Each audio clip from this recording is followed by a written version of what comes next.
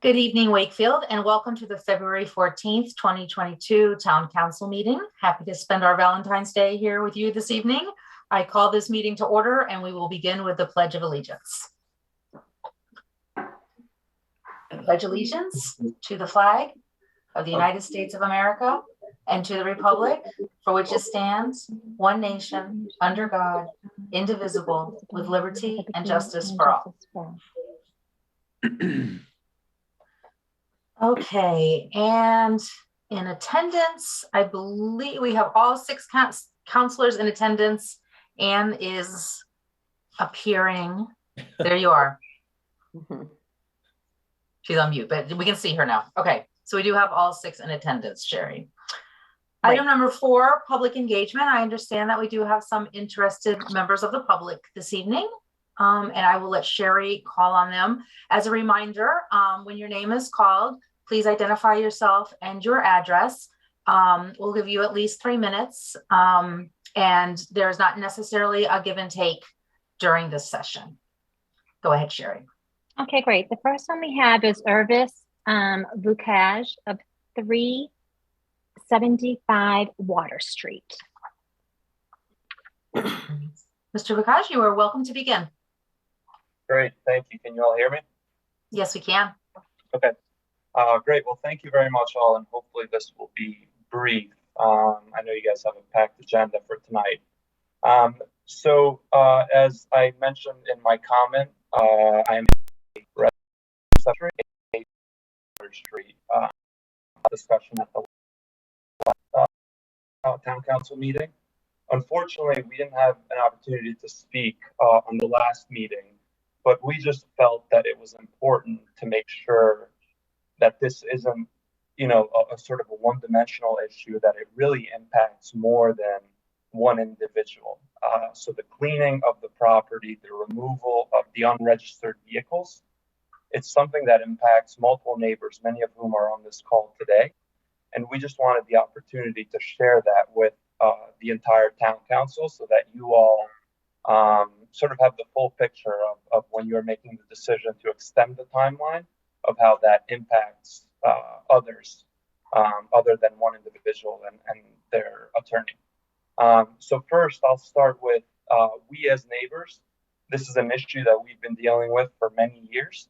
At the last town council meeting, it's sort of the narrative was set as this was something that really sprung up in the summer of 2021. As I believe many of you have the records that show this has been ongoing for nearly a decade, if not longer. This individual has had 20 plus unregistered vehicles, many of them rotted, rusty, leaking into the soil for that long of a period of time. And we as neighbors, this is a reality that we sort of have to live with every day. Staring at those vehicles, every time you have guests over in your backyard, that is your panoramic view, those rusty old vehicles. As we all sort of are here and understand, that is against the town. And we, in our view, have been asking for the town to deal with that and uphold and enforce the town code for many reasons, and one of them being how it impacts us. But the other are really the environmental impacts that leaving this property as is has. Many of you know that the Wakefield Conservation Committee has released a report that details how this property impacts the nearby Mill River, the surrounding vegetation, the inland bank, etc. And in our view, as neighbors, this has been ongoing for such a long time that extending more time here, when the town and the building inspector have the power to effectively remove the vehicles in short order and not put the neighbors through all of this pain, potentially continue to exacerbate the environmental impacts. In our view, that would be the best possible outcome here. The last point I will make is that, and this directly impacts us at 375 Water Street, the vehicles, the unregistered vehicles, multiple of them are on our property. And by giving this individual more time to not remove them and continuing to extend the time that, again, has been ongoing for years, not just a few months, it infringes upon our property rights, because now we have to have all of those items on our lot. And we, in our view, we could be wrong, but in our view, the town has the right to serve all of us as residents, and not just continue extending the runway for somebody else while not looking out for the rights of other residents and how they're impacted. And so that was really the purpose of us wanting to speak at this meeting, is to make sure that we can voice our concern. And we have been voicing it to many members of town administration for quite some time. We just want to make sure that we are, all of those facts are laid out on the table, especially from our view. And I think one last thing, sorry, I had in my notes that I want to mention is the town resources that have gone into this. So we did mention last time that the individual has been put up in a hotel that is being covered by town or state emergency funding. On top of that, I believe, I don't know what the amount is, but the town did hire an external law firm, D'Ambrosio Brown. Would imagine that they have their own legal fees that the town incurred related to this matter. So that in aggregate, I would imagine it's not an insignificant sum of financial resources that the town has dedicated to this matter, which again, if we simply enforced town code and instructed the police chief to tow the vehicles away, which we have spoken to local towing companies, they can get that done in short order. We believe that we would not have to continue wasting town resources and damaging the neighbors and the environment. So with all of that said, I appreciate you all hearing us, and happy to answer any questions. Thank you very much. I gave you a little extra time because I personally really appreciate your thoughtful comments, and we will certainly take them all under consideration and ask questions when this appears later on the agenda. So thank you, and you're welcome to stay and listen in. Sure. Sherry? Okay, yes. So the next one we have is Matthew Tyhatch of 2 Stoney Hill Road. Mr. Tyhatch, you are welcome to proceed. Just please identify yourself and your address, and you have 3 minutes approximately. Are you there? I think you're on mute. Are you there? Yeah, can you hear me now? Hi. Yes, we can. Excellent. Sorry.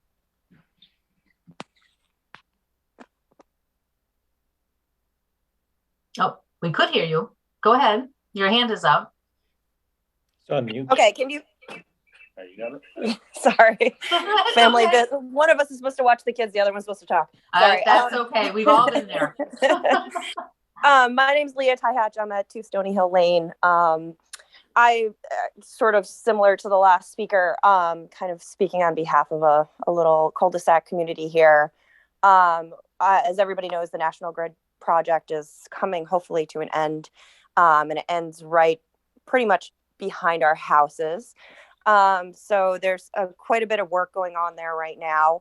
It's shutting off all access to the northern part of Montrose Ave pretty much every day from, I'd say, 8 to 4:30, which is a little different than what we were told originally by National Grid right before Christmas.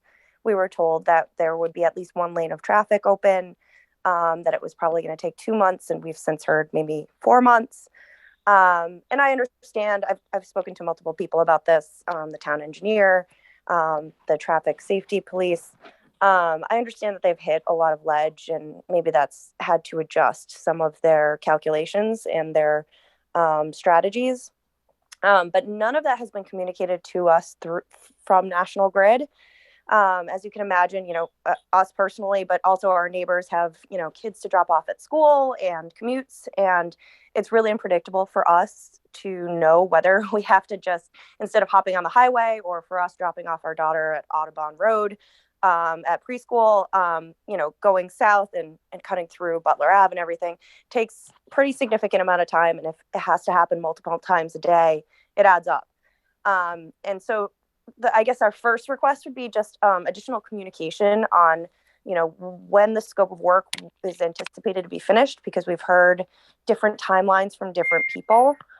It would be helpful to have that sort of nailed down. And if it goes beyond the original contract or agreement for the scope of work and the timing, I was wondering if there would be any compensation to the town for the extra incumbents that's, resulting from that. And I understand that the town also wants to get National Grid done so that they can pave the roads, which obviously we're in favor of.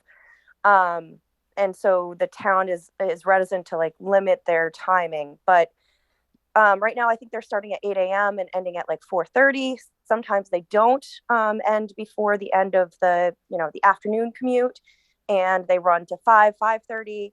And to the extent that it's possible that they could accommodate, not only us, but obviously everybody in Wakefield uses Montrose Ave as a big cut through. If they could start earlier and end earlier, or in some way cut down on those two major commute times, that might help us to some extent. One other thing, I had heard that they were intending to keep one lane of traffic open, that they hit ledge and they had to move more towards the center of the road, and for safety and access on the sides, it wasn't possible to leave one lane open. I completely understand that, but if there's any way in the future that they can cut back, if it's a month from now or 2 weeks from now, they realize that there's no more ledge there, they could cut back and open one lane of traffic. That would be helpful to us. And this is going to sound ridiculous, but there's incessant beeping, literally for 8 hours a day, 5 days a week. And that may be just a safety protocol of, whenever they're working, there has to be some sort of machine beeping. But to the extent that it could be limited in any way, shape, or form, it might save my sanity and my neighbor's sanity to see if there's any way, I don't know if they're just leaving a truck on while they're working on other things and it just happens to make a sound, or whether it's a safety protocol, in which case, obviously, I get it. So I just wanted to represent that. And I know we have other neighbors that intend to be on either today or in the future. So, okay. Thank you. Yes, thank you very much. I'm not sure that all of us were really aware of that. Ed, give me just one second. I know that the complaints are similar to what I've heard around town when National Grid is working. So, Councilor Dombrowski, did you want to add something? I do, Madam Chair. I think on this, I think this is probably one of the pieces of public engagement that does require some engagement immediately. Sure. And so I can say anecdotally, a resident reached out to me with an issue of National Grid having left something in not a great state at the end of his driveway. And I reached out to Mr. Mayo, who was able to connect with DPW, and our DPW was able to remedy the situation for the resident over the weekend, and then create a more permanent fix very, very effectively. So I know that we do have the means to do that when necessary, obviously on National Grid's dime, not the taxpayers' dime. Mr. Mayo, do you know anything about this particular situation or any remedial steps that can be taken in the short term? I do know that they hit a lot of ledge, and Mrs. Tyak was right on. It was a ledge issue that, once they dug, it was worse than they thought. But let me check on that, because this just came in late today. So I will get back to Mrs. Tyak and Mr. Tyak and let the board know. I'll talk with our construction people tomorrow. I can't say, in my experience, I know that there's been a lot of, frustration with the construction, but Mr. Mayo has also been very nimble at being able to, figure out workarounds and things, with the great help of our DPW. So hopefully that could happen here sooner rather than later. It's a small consolation, but if we can get something, some kind of improvement, I think it'd be great. Thank you. Thank you for bringing it to our attention. If I could just say one other thing. Sorry, I forgot earlier. To the extent that it's possible, even if they could just send an email communicating with very, abutters or whatever about what their schedule is week to week. I know they must be scheduling, their workers. And for us, on Friday, for instance, we assumed it would be opened at the time that we had to go pick up our daughter, and it wasn't. So then we're kind of scurrying around town. And then I'll also say that for people that don't live here, I can look out my window and see that it's still closed. But there are some friends that their daughters, goes to Audubon Road, and then they go to Woodville to pick up their other kid. There not being signs at the end of the street, right up by the Circle K. makes people go down there, and then they have to cut through all the side roads, which are not in great shape either. So maybe just a sign at the end of the road when it's closed as well. So thank you for your time. There are definite improvements we can be making. Councilor Santos. Just very briefly, I know that the community liaison to National Grid left not too long ago, who was in charge probably 2 months maybe ago, and he was in charge of working with neighborhood, certainly on the Broadway end of the National Grid, was in charge with meeting with neighbors and setting up that kind of communication. So I'm wondering if there was a new person, and who that new person is to set up the same lines of communication, because I appreciate what Ms. Tyhack is saying about we might not be able to cure the issues, but certainly to have better communication around them would help. So maybe, Steve, we could ask Bill if there's a new person appointed through town, through National Grid. Thank you. Great. Thank you so much. And we can talk about this more at the end of the meeting as well. It certainly seems like reasonable requests. Sherry, anybody else for public community participation? I have no one else that wants to speak. Okay. Is there anybody on the call? If there is, they can raise their hands. We'll give just a minute.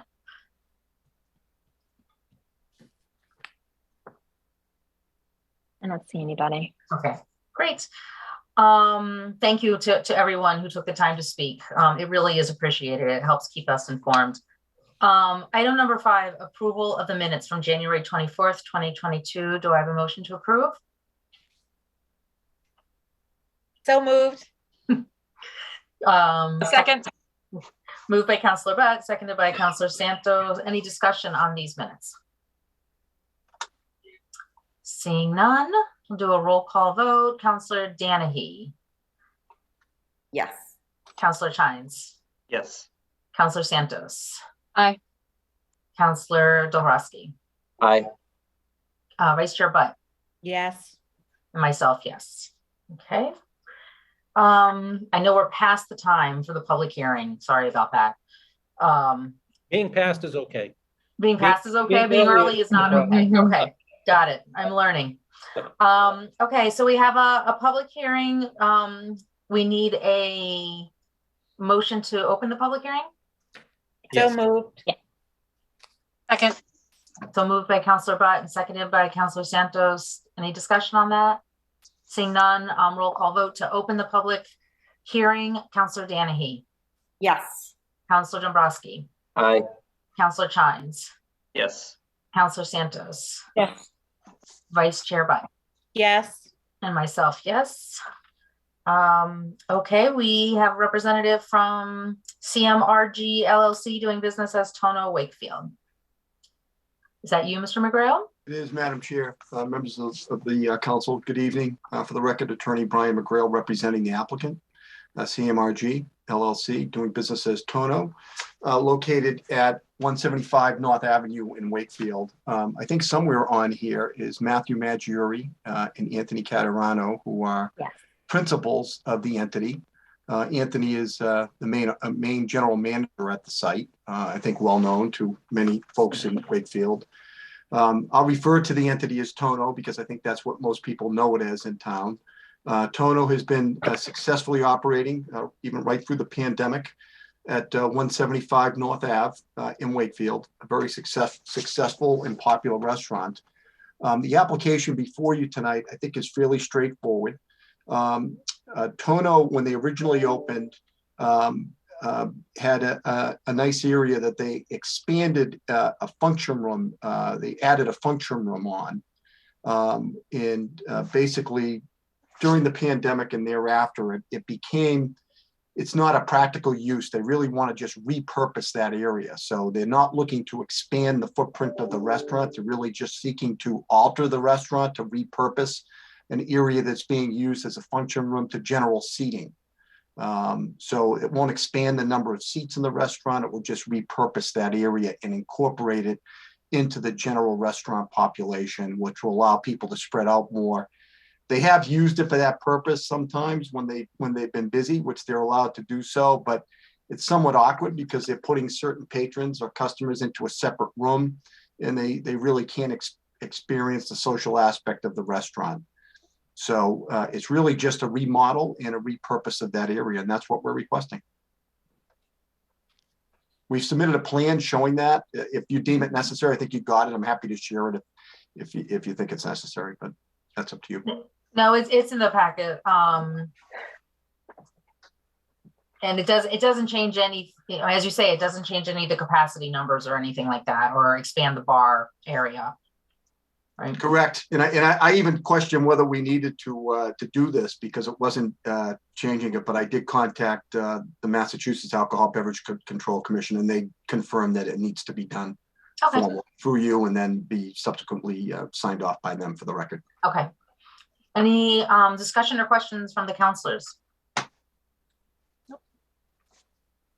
I think it's great. They have more space. Things have been busy, I hear. So do I have a motion to approve Madam Chair, you might want to, if the public has any. Oh, sorry, of course, it's a public hearing. Is there anyone from the public who has any questions or comments? Danny. No? Okay. So I will entertain a motion to approve the alteration of the premises for 175 North Ave, Tono, Wakefield. So moved. Second. Moved by Councilor Dombrowski, seconded by Councilor Santos. Any discussion? Councilor Butt? Sherry, can I just ask, just I don't have the list in front of me, but Tono's did their license for this year. They're all set. Yes. Just confirming. Yep. Thank you. Yep. You're welcome. Any other discussion?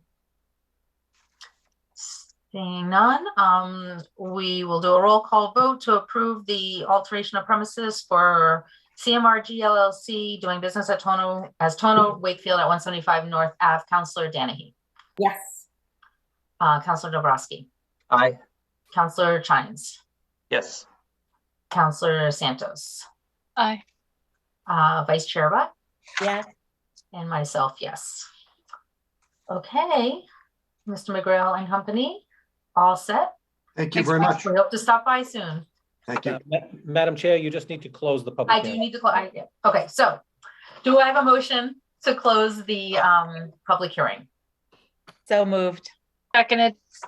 Moved by Vice Chair Butt, seconded by Councilor Santos. I don't think we need discussion on this. Roll call vote. Councilor Danahy. Yes. Councilor Dombrowski. Aye. Councilor Chines. Yes. Councilor Santos. Yes. Vice Chair Butt. Yes. And myself, yes. Okay, thank you very much. Thank you. Thank you. Thank you. Item number 7, the bylaw appeal update, the notice to cease and desist order extension update. So this is on the 383 Water Street that we discussed approximately a month ago and determined to revisit our extension now. Steve, I guess I'll let you do the preliminary introduction, and then I believe Mr. McGrail, representing the landowner, also has some things to say. Yes, as the council is aware, on our meeting on January 10th or 11th, we did discuss this issue that has been going on Water Street for quite a period of time, probably decades. We did go out there, take a look in late June and July, and working with the owner of the property, trying to get him to clean that up as quickly as possible. We did issue an order to remove the vehicles, as was stated, and that order was appealed to the town council at that meeting on the beginning of January. A number of vehicles have been removed, not all of them, but some progress has been made, and some issues have occurred, both weather-wise and to the owner of the property since our last meeting. But I do think that Attorney McGrail has put together a pretty good game plan here. So it's not that nothing has been going on. And I can turn that over to him now so he can tell us where we are and where we can we can expect to go quickly. So with your permission, Madam Chair, I will turn that over to Attorney McGrail. Yes, please, Mr. McGrail. We're interested to hear what is happening. Sure. Thank you, Madam Chair, members of the council. For the record, Attorney Brian McGrail representing Mr. Stephen Elwick, who is the owner of the property at 383 Water Street. I do want to say that Mr. Elwick is logged on. He's dialed in to this call. I say that because he's been very attentive to this situation. I don't want the council to think that he's not listening, not participating, and he is respectful to the process and all the comments that have been made. I do want to state, I guess for the record, because there was a comment made through public participation on, I think it was stated that Mr. Elwick is encroaching on other people's property. I know of none of that to actually be the case. And actually from our perspective, we actually believe that some of the abutters are actually encroaching on his property. But in any event, that is for a different day in a different forum, certainly not an issue before your council.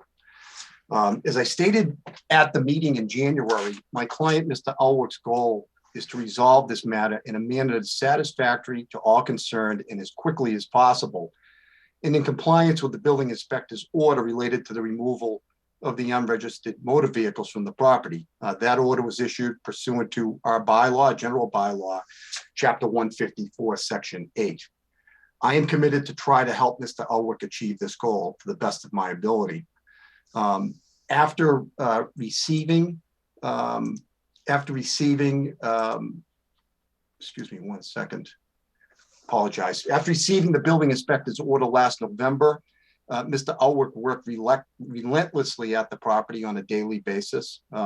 He successfully removed approximately 11 vehicles, and there were many dumpsters of material that were taken off site at the same time.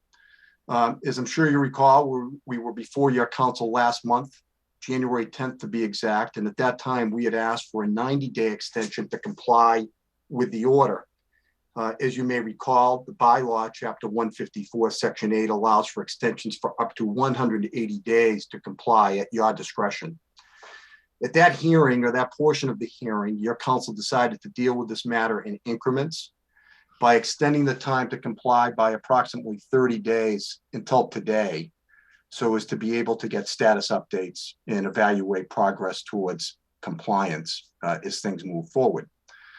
Unfortunately, as far as the status update is concerned, unfortunately, we have not made any on-the-ground physical progress regarding removal of vehicles since the last meeting. But that is for a multitude of reasons, which include record and continual cold temperatures that commenced on January 11th, the day after our last meeting, and then was followed by the blizzard of 2022, which I think occurred on or about January 29th. Also, that cold weather resulted in frozen pipes in the house on the property on January 22nd, which was a Saturday. When Mr. Elwick went to the property, he found 2.5 feet of water in the basement with running water into it. That had to be pumped out by the Wakefield Fire Department. Sadly, just after the water pipe broke in the flood, Mr. Elwick that day was rushed to the hospital and placed in the ICU for emergency medical care, for which he is currently under care of his physician, remains under the care of his physician for the issue that was treated for. So all of those things compounded since January 10th, nothing physically has happened on the property. But with that said, it's important to state that fortunately, while on the ground physical progress has not been made because of significant community goodwill, outpouring and support for Mr. Elwick, planning progress to meet our goal of complying with the order and removing the remaining unregistered vehicles has been significant. Since your last meeting, we have had a demolition contractor, a heavy machinery contractor, and a tow truck company perform site visits to determine what mechanical means are necessary to get most of the vehicles from the side and rear of the property to the front of the property so they can be removed. Because of the terrain, the topography, and other obstacles, a tow truck alone cannot access all or most of the vehicles. It was determined that once weather and ground conditions allow, heavy construction equipment such as a front end loader or an excavator with something called a mechanical thumb will be needed to bring the motor vehicles to the front of the property for removal by a tow truck once they're brought out front and staged properly for pickup. This type of equipment with qualified operators, as you can imagine, is very expensive, and the front end loader and excavator are not easy to come by for a job of this nature. Most of them are busy on long-term construction projects. Transporting equipment of this nature to a property is a process in and of itself, and just a very expensive process to get it there.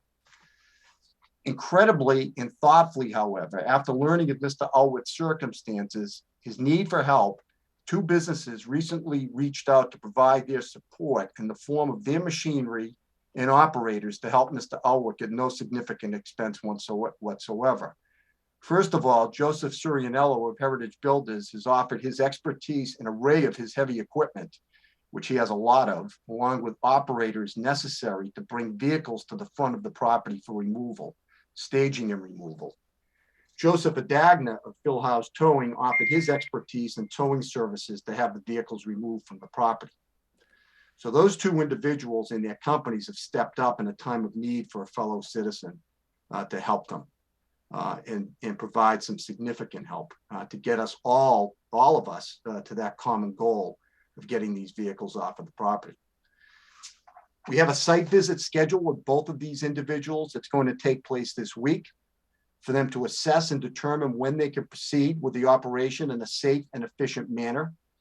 They've stated to me that will depend on snow, ice, mud, and freeze conditions to make sure that their personnel will not be jeopardized safety-wise. And some of these vehicles are good size and they're in the back of the property and they have to be brought out front. So that site visit for their evaluation and determination will take place this week for sure. We already have that scheduled.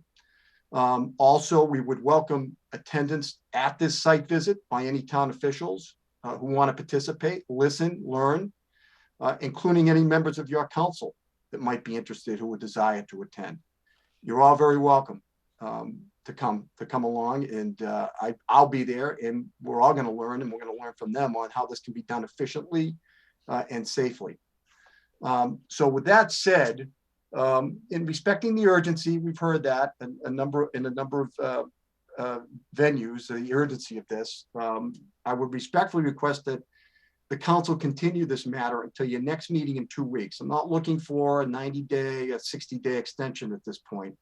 I'm requesting 2 weeks and to further extend your order.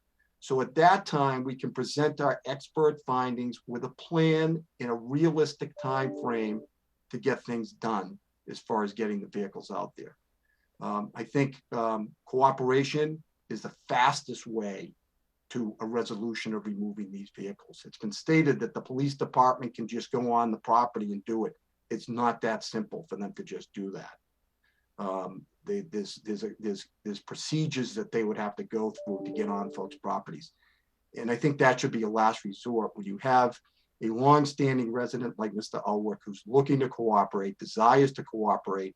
And now we have some 2 very well-respected companies that are willing to step up and help with the process. It is the fastest way and the best way to resolution for everybody, including the neighborhood. Thank you. Councilor Dombrowski. Thank you, Madam Chair, and thank you, Mr. McGrail, for this update.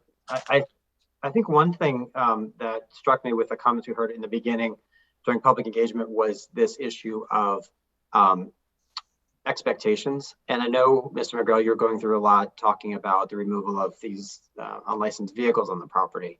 Mm-hmm. I've heard and read residents, neighbors, the butters, concerned about just the extent of debris items or whatever, call it what you will, on the property. And so I think it just so we have some expectation setting of what this would look like. Not everything on that property is in violation of any sort of like bylaws or code. And I think we need to make that clear so everyone's on the same page with that. For example, the chopped wood on the property, allowable. There's a lot of it. It's strewn all over the place, but that's not something under which we have any jurisdiction. So I don't know, Mr. Mayo, and I don't want me to put you on the spot, I apologize. If you're able to speak to that, or Mr. McGrail, just from the analysis that you've done on behalf of your client, I would like to have the abutters and the residents generally understand what this, what the goal is here, what ultimately would be removed as a part of this order as issued by the building inspector, because I think some folks have a different expectation of what that will look like in the end, but I want to make sure that we're all clear in terms of how much authority we have and over what.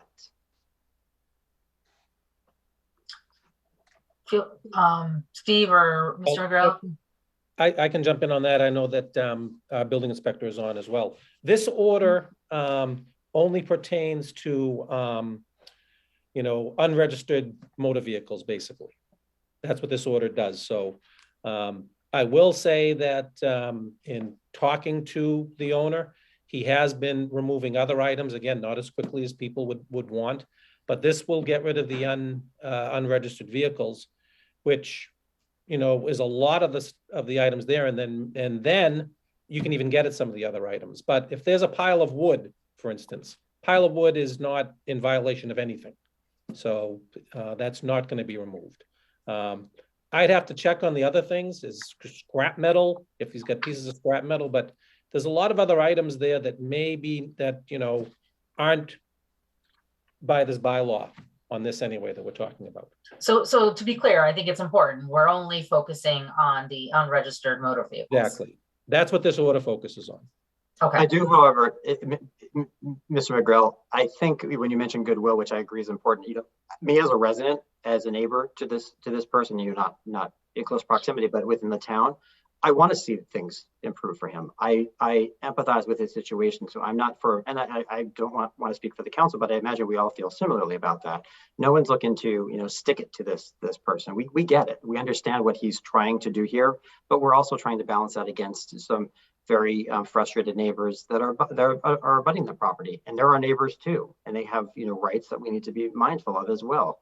But along the lines of goodwill, Mr. McGrail, if your client would be able to explore what other items could be removed from the property, perhaps not within the four corners of the order from the building inspector, but as a gesture of goodwill, I think that would probably also go a long way in trying to demonstrate to the neighbors that he's looking to be a willing participant here, and recognizes that it goes just beyond unregistered vehicles, because I think it would be surprising to a lot of folks to see the condition of the property even after all unregistered vehicles are removed. And again, that's not his obligation to do that. I recognize, unless it's in violation of something that we have spelled out here. But if he was willing to do that as a part of this process and as part of your planning over these next 2 weeks, theoretically, then I think that would go a tremendous distance in helping to ultimately get us to a better outcome. Because ultimately, I think we're all looking for the best outcome that we can. And I don't think just the vehicles alone being removed is really getting us there. So I would endorse and support the 2-week extension, with the understanding that we have, in writing a very succinct plan, going forward, that's of actionable items. Because to your point, I was actually went past the property today, and it seemed like almost nothing had changed since I had seen it last. Thank you. Thank you. Councilor Santos. I think continuing it for 2 weeks is what we had intended to do when we set this date a month ago. We knew this wasn't the end date, so I don't want folks to think we're pulling a fast one by extending it out. This was a status update where we would hope there would be some movement. I think Attorney McGrail explained why there isn't much movement, but this is a status. Think of it, as an attorney, a status conference to tell us what's going on. I think that putting it out for another 2 weeks makes a lot of sense. And to have folks from the community not volunteer services, but reach out and help when it's really tough to get these construction vehicles. Anyone who's doing any work on their job understands how it's just a different game right now. So I think I'm absolutely for the 2 weeks. I appreciate what Ed has said and endorse it in spirit, that you hope that the property can be cleaned up in different ways, but that might be beyond our jurisdiction. People don't necessarily have to, clean their property up as much as we would like to. Now, obviously, there may be things on there beyond the cars in vehicles that require something under a different bylaw, we can take a look at that if that's the case. But right now we're focusing just within the four corners of the bylaw. So to get the big things moved makes a ton of sense. So I'm in favor of pushing it out for 2 weeks, hopefully with a real good plan in mind. Thank you. Councilor Danahy? I am fully supportive of this as well. And thank you for the update, Mr. McGrail. It was very helpful. And I think it's wonderful that we have, companies that are willing to help too. I think that's really great. And I hope Mr. Alquist is doing well. I hope that he's doing well. And I endorse, again, what Councilor Dombrowski said is that we know that it's not, required, but we would hope that good faith effort that he would want to do that. And, maybe there are people also in the community that could, if he's willing, could also help out with that as well. So I know that he's an elderly person. So somebody who has elderly in-laws, I know that sometimes it's very difficult to do all of this on your own. So it could be a community effort as well. Thank you. Fully supportive. Councilor Shines. Thank you, Madam Chair. Through you, I was wondering if we could get an update from Mr. Mayo or Mr. DeCristofaro in terms of the status of the home, just from a habitation standpoint. I recall last month there was some concern that the home at that point wasn't fit for Mr. Ulrich to live there. Do we have an update as to where the house is from that perspective? It still is not fit. He's still not living there. The water pipe bursting was a setback, but when we go out and this week, which I'll clear my schedule, Attorney McGrail, as much as I can when you have a time, building inspector, they'll be out there too to see where we can go to get him, what needs to be done to really get that fast tracked on there. Great, thank you. He took his focus off of that and put it on the cars, and then this thing's happened. So again, he was trying to do it all. So yeah, no, and I ask, while I know certainly we're here to talk specifically about the vehicles that are there in violation of the bylaw, I ask because I don't think these two things are unrelated, and certainly the ability to make progress on one is very much tied to the other. And so, certainly, to the extent that we can help accelerate that process of getting him back into his home safely, I hope we do that. I'm supportive of checking in for the 2 weeks. I appreciate, Mr. McGrail, you and your client, taking the actions that you've taken. And I know certainly, we would have liked to have been here at a place where the vehicles were cleared, but unfortunately, circumstances don't always allow that, particularly in New England in January. So appreciate the progress so far, and look forward to hearing more 2 weeks from now. That's great. If I may, Madam Chair, I know from talking, to both House and Surianello that they'll evaluate. They think that some of the vehicles might actually be frozen into the ground. But Joe Surianello said actually, it might be better to try to get some out before the mud season while he has hard ground to have traction with his machines versus in the mud. So they'll know more when they go out there Thursday, and they're going to be out there together and talk about ways that they can strategize how to attack it and make sure they're safe. One of the concerns is ice underneath the footing and the machineries as they're starting to move. Right. Okay. Yeah, I don't have a lot to add. I mean, there's certainly been one of the most complex emotional issues that have come, in my 4-year tenure on the council. And I feel for the neighbors, and I feel for the landowner, the homeowner. But I think I agree that we knew that we weren't probably going to be everything tied up in 30 days. And so probably a 2-week extension until we can get an actionable plan is worthwhile.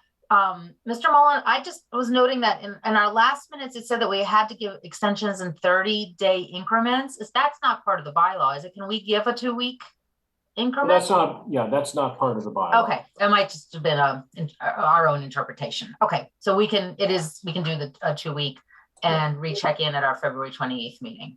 Yes. Madam Chair, if I can just have one last thing that might be helpful, and just in respect to the neighbors, when we're out there on Thursday, there might be some vehicles towards the front of the property that might be able to be removed quicker. So, you know, and that's one of the things we're going to discuss is there's a good amount of them that are on the side and the back that need to be brought around, but there might be some readily available out towards the front of the property that we can get pretty quick. So some sort of a prioritization as part of that Yeah. action. So, you know, I don't want the impression that, oh, they're pushing everything off. They might, you know, that's one of the discussions that we're going to have when we're out there Thursday as part of the plan. Yeah. Good. All right. So I think we need a formal motion to extend this for 2 weeks. So move it extended for 2 weeks until I was trying to look up the date, until our next meeting, 2 weeks from now. I think it's February 28th. So we'll grant so it's a motion to grant an extension of the cease and desist order for 383 Water Street until February 28th. 2022. That's the motion. Second. Yeah. So motion made by Councilor Butt and seconded by Councilor Santos. Any additional discussion? Councilor Dombrowski. Madam Chair, can I just ask that we just add that we be provided with a bit more of a detailed game plan in writing in advance of that meeting, so that we can see dates, who's doing what, when it's expected to be done. So I guess that would be a friendly amendment to the motion, I suppose. Amendment accepted. So it would be an extension of the cease and desist order with the expectation that there'll be a written plan. Right. I mean, before reassessing on February 28th. Right. So I'm endorsing the 2 week extension with the caveat that we receive some sort of written plan in advance of that date, so that we can review it and then be prepared with questions and the like on the 28th. Councilor Butt? Sure, like from Councilor McGrail or from Steve? From Attorney McGrail. Yeah, yes, from Attorney McGrail on behalf of his client. I think, because you'll be working out, you said, the written plan anyway, Mr. McGrail. So just being able to spell out for us, timeline, what would be done when, so we would know that going into the 28th. Sure. Yeah. Okay. Yep, So we can add. Okay. And I would go ahead. I would just add that I'm not looking at that plan like a contract. That if things don't change, we couldn't tweak the plan, but something that certainly provides some sort of form or amount of that notes the meeting that you're having on Thursday, that gives us just some background and a plan. But I'm not holding us to that, if things changed. I guess, Madam Chair, I'm just looking for some structure here, so we can, so we just have a framework, framed it out, understanding that weather can impact things that, I recognize all those things, but I think just, it helps to address some of the concerns about the abutters that are reasonable concerns as well, to know, okay, what's the end point? What's the schedule look like? We heard that with the National Grid project in the very beginning. I think when the more information people have and can follow, it helps everyone to make sure that, things are progressing as they should. So open communications, we'll try to keep those open as well. Okay, so I believe, just correct me if I'm wrong, we have a motion to extend the cease and desist order for 383 Water Street until February 28th, at which time we'll reconsider it. We'll reconsider it based on written information and a plan that's in front of us. How's that? Good? Okay. Any additional discussion? Seeing none. Councilor Danahy? Yes. Councilor Dombrowski? Aye. Councilor Chines? Yes. Councilor Santos? Yes. Vice Chair Butt? Yes. And myself, yes. Okay, so this will be back on the agenda on February 28th. So we will see you then. Mr. McGrail, and good luck with the meetings. And I'm going to be out of town, but if any of the councilors want to participate in that, I am sure you can reach out to Steve and do so. Yeah, any town officials that you or the town administrator, including yourselves, are welcome. I'll let town administrator Mayo know the exact date and time. Okay. Thank you for that offer. Thank you. Thank you. Thank you very much. Have a nice night. Thank you. You too. Item number 8, we are back to fiscal year 2023 budgets. I know that Kevin's probably coming on, and I don't know whether we're going to have anyone from the finance committee. You seeing them there, Sherry? Yeah, we will. I don't know Okay. about, I don't think for the town council budget, but we do have others from Okay. the other subcommittees. Yeah. Okay. So we don't have anybody from FinCom for town council. I don't see anybody on. I think, is Doug Butler on? No? Yes? Oh, Jim's here. Yeah, I appointed Jim. Okay. Yeah, okay. Yeah. Okay. And I know Brian Cusack is trying to get on as well. For Yeah, IT. Brian's on. Yeah, he's on the next budget. Okay. Okay. So in which case, I guess I will just hand it over to Kevin to start us off with budget number 1. Thank you, Madam Chair, Town Council members. First budget tonight is the Town Council budget. We are recommending an increase to this budget of $17,331 over the current fiscal year. This increase breaks down $13,831 to the tax levy and a $3,500 increase to the water, sewer, and insurance transfer line item. There is an increase in personal services of $16,381, which is for contractual and negotiated increases. This portion of the budget also includes the position of Community and Economic Development Director, Erin Kokinda. We increased her bi-weekly hours from 70 hours every other week to 77 hours. And we also increased the duties for Sherry Dalton. She is now also the committee coordinator that handles all the town Zoom meetings, setting them up and making sure they're recorded properly. On the expense side of this budget, there is a small decrease of $2,550. We reduced several line items. The town report line item, we decreased $500. Printing and stationery, we decreased $1,000. Postage, we decreased $500. And office supplies, we decreased $550. Main expenses within this budget, the advertising line item, which is used to advertise town meetings, warrants, town council meetings. Also under contractual services, the professional services line item for $26,000. That's used for the town traffic engineer, VHB, for $20,000, and also handles our sealer of weights and measures by the Commonwealth of Massachusetts for $6,000. The total budget request for fiscal 23 is $596,697, with $517,352 coming from tax levy and $79,345 coming from a water, sewer, and insurance transfer. Okay. Thank you. Mr. Sullivan, did you want to add anything? No, I don't. Thank you. I'm on primarily for one of the last items in the budget group. Okay, thanks. Counselors, any discussion or comment on this budget? Counselor Chines. Thank you. Just briefly, Mr. Mayo, can you or Mr. Gill, can you remind me what the non-classified line item is? I feel like I ask this every year, and one of these years I'll actually remember. All right, I'll jump in. Kevin was taking a breath. There's some items that come in that I'm asked to take care of that really don't fall under any area. So this is kind of, we put it in that line item there. You know, it could be the dog park, for instance. Some costs went there for that. So. Okay, thank you. Counselor Danahy. Oh, am I muted? No, you're good. Oh, not muted. Good. Hi, I would like to, this is my first time doing this, so I hope I'm doing it correctly, but I would like to see us add a town planner into this budget.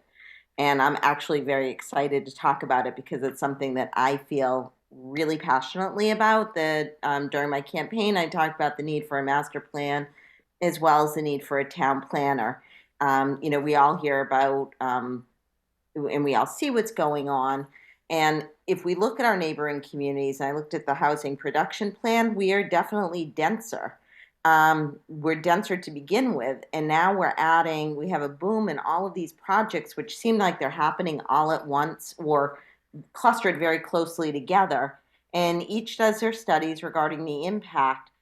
But I think it needs to be done collectively, and I think that we need to have a town employee, not a consultant and not, a volunteer board that's really looking at kind of what are we doing and where are we going? And I feel like we're being reactive in many ways when we need to be more proactive.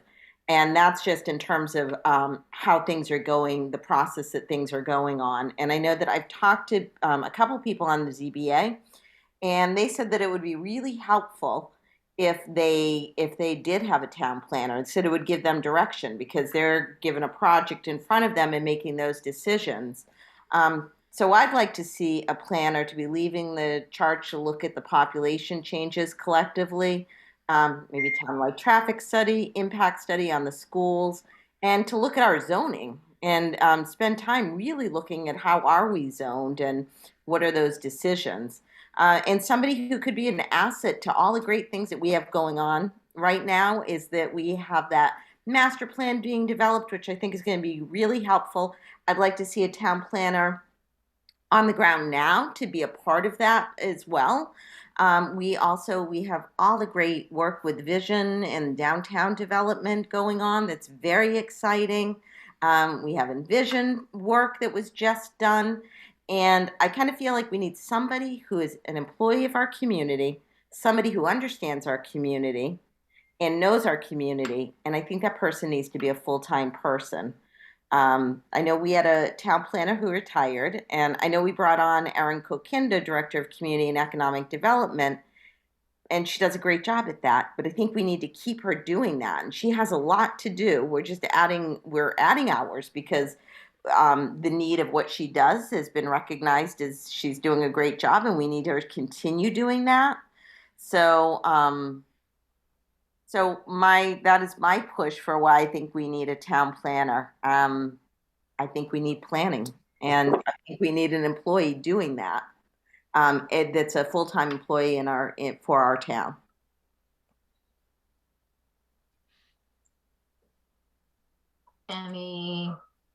Councilor Dombrowski. Thank you, Madam Chair. A question, I guess, in follow-up, either for Mr. Gill or Mr. Mayo. On that piece, I know that we talk a lot about the fees that we collect related to permitting and the different projects that are going on. If we step back, those fees are charged for a reason.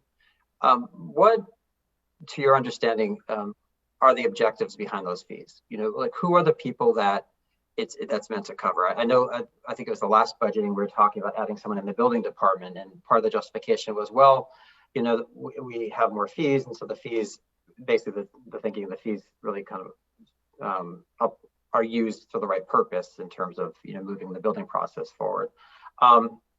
Would town planner not be one of the areas where those fees would be expected to be directed? Well, there are some fees collected from the planning board. Not substantial, that they could range anywhere from $10,000 to $20,000 a year. I'm not sure in the bylaws per se, if you wanted to increase the planning board's fees. I know that was looked at, several years ago. I guess even beyond that, to Councilor Danahy's point, I would think that it's almost like baked into the fees for a new project that we're expected to provide a lot of services, like the building department provides inspectors and all the rest. There's a whole bunch of elements. So I would think one of those elements would probably be the town planner, or a similar role. So I'm not really sure. I mean, I respect and appreciate what Erin is doing, Erin Kokinda. I do see her functions as a bit different than what Councilor Danahy is describing. So I'm also very mindful of the fact that we're not going to get out of this for less than $100,000, $110,000 of benefits at a minimum, starting someone. And that's a big nut to crack, because that's adding a lot more to a budget. So, I'm just trying to think through, all right, well, is the intention of all these building fees that were collected in part to be directed towards the town plan, and have we just really in practice kind of not been doing that since the retirement of ours? And is that maybe, is the money better purpose there? I don't know. It doesn't change the numbers, though. I realize that we only have so much money coming in. So I just don't know where we find this money from, or how we can be more creative. Perhaps intermunicipal agreements with another community and share a town planner. I know, Mr. Mayor, you've been effective in other ways in doing that. I mean, I think we just need to be open-minded to that, but I totally understand and agree with what Ann Denny is saying. I'm just concerned about the cost. I don't know if there's any response to that, but let me go to Councillor Chines, and then let's keep that in mind. Go ahead, Councillor Chines. Thank you, and thank you, Councillor Dennehy, for bringing this up. I mean, I think you've highlighted, I think, some important areas of unmet need that I think a number of us have been sort of struggling to think through. One is, when I think about the role that Erin Kakinda's filling, I suspect that, at least as I thought about it when we created that role, she's spending sort of more time on quote unquote planning type functions and less time on community and economic development work, which is where obviously we wanted her to spend the bulk of her time. And so I do think there's some unmet need there, and perhaps we have an individual that may be a little bit over capacity given just the demands of the role as it's been structured. I also think you raise an excellent point, which is we're going through the master planning process right now, but there's going to be a lot of work that comes out of it. And thinking about zoning is a great example of that. I don't know the last time we looked at our sort of zoning bylaws in full. I suspect it's been decades since we did. And when we think about the master plan, implementation of that is going to be something that requires a lot of resources that probably are above and beyond the scope of what we have working in town hall today.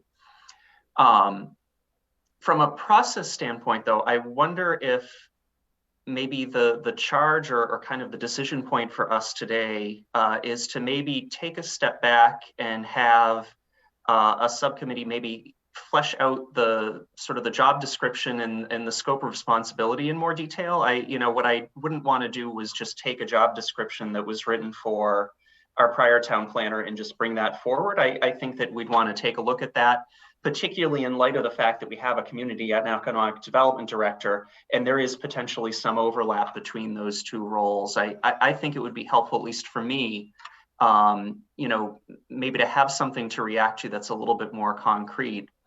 And also to Councillor Dombrowski's point, I think we should also look at whether there are other creative ways to think about funding or filling that role. Is there an opportunity to think about this as a regional position that potentially has cost benefits for us as a town?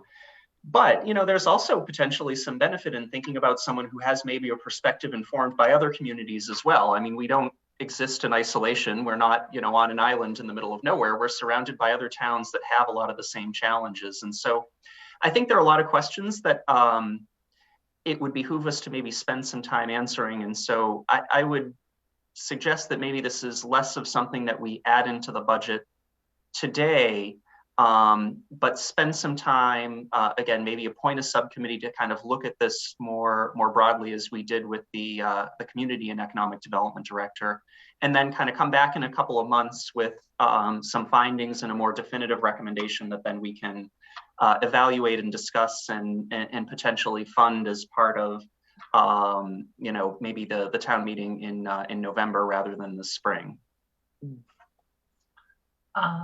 Thank you. Councillor Santos?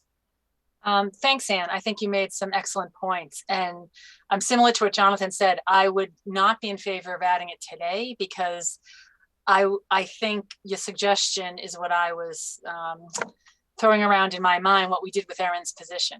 So we had a subcommittee of the town council look at drawing up a job description. We examined many job descriptions from many communities around us, took what we thought was the best fit for Wakefield, and then worked with Steve in fine tuning it. And certainly for that position, when we created it, in our mind, we thought having someone with town planning experience would be outstanding. We just couldn't find the body. Now we found Erin, who is outstanding in her own right in what she does. So I think I agree that with Jonathan, I wouldn't be comfortable voting in a position today, but I certainly would be comfortable suggesting to have a subcommittee look at it earnestly, report back within a reasonable amount of time, and then have the discussion about how do we funding mechanisms as well. So, the subcommittee can look at funding mechanism. It can look at is regionalization makes sense, but we need to put a form around what we need in a town planner, especially where we have Erin. So I agree with Jonathan's points on that. Councilor Danahy? Well, if anybody else wants to talk before me, I can save my comments. I really, sorry, go ahead, Councilor Butt.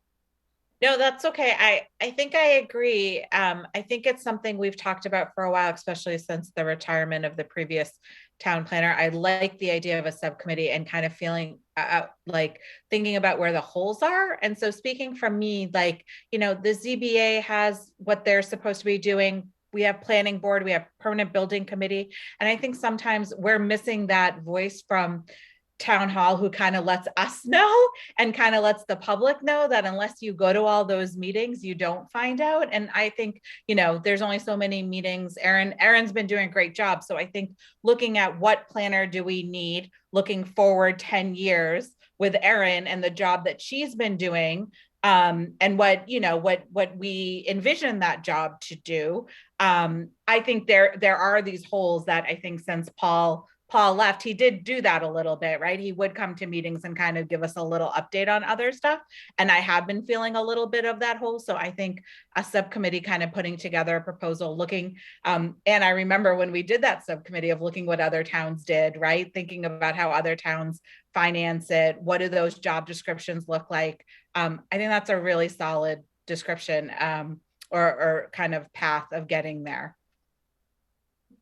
But want to reiterate what Anne said is feel that we're missing something, and so do want to further continue the conversation. Yeah, and I'll throw my 2 cents in and then go back. I absolutely agree, and I also think we should look at what other resources we've done very well with MAPC. They have some amazing resources, and so just making sure that we're tapping into the full spectrum of what's available to us. Councilor Dombrowski.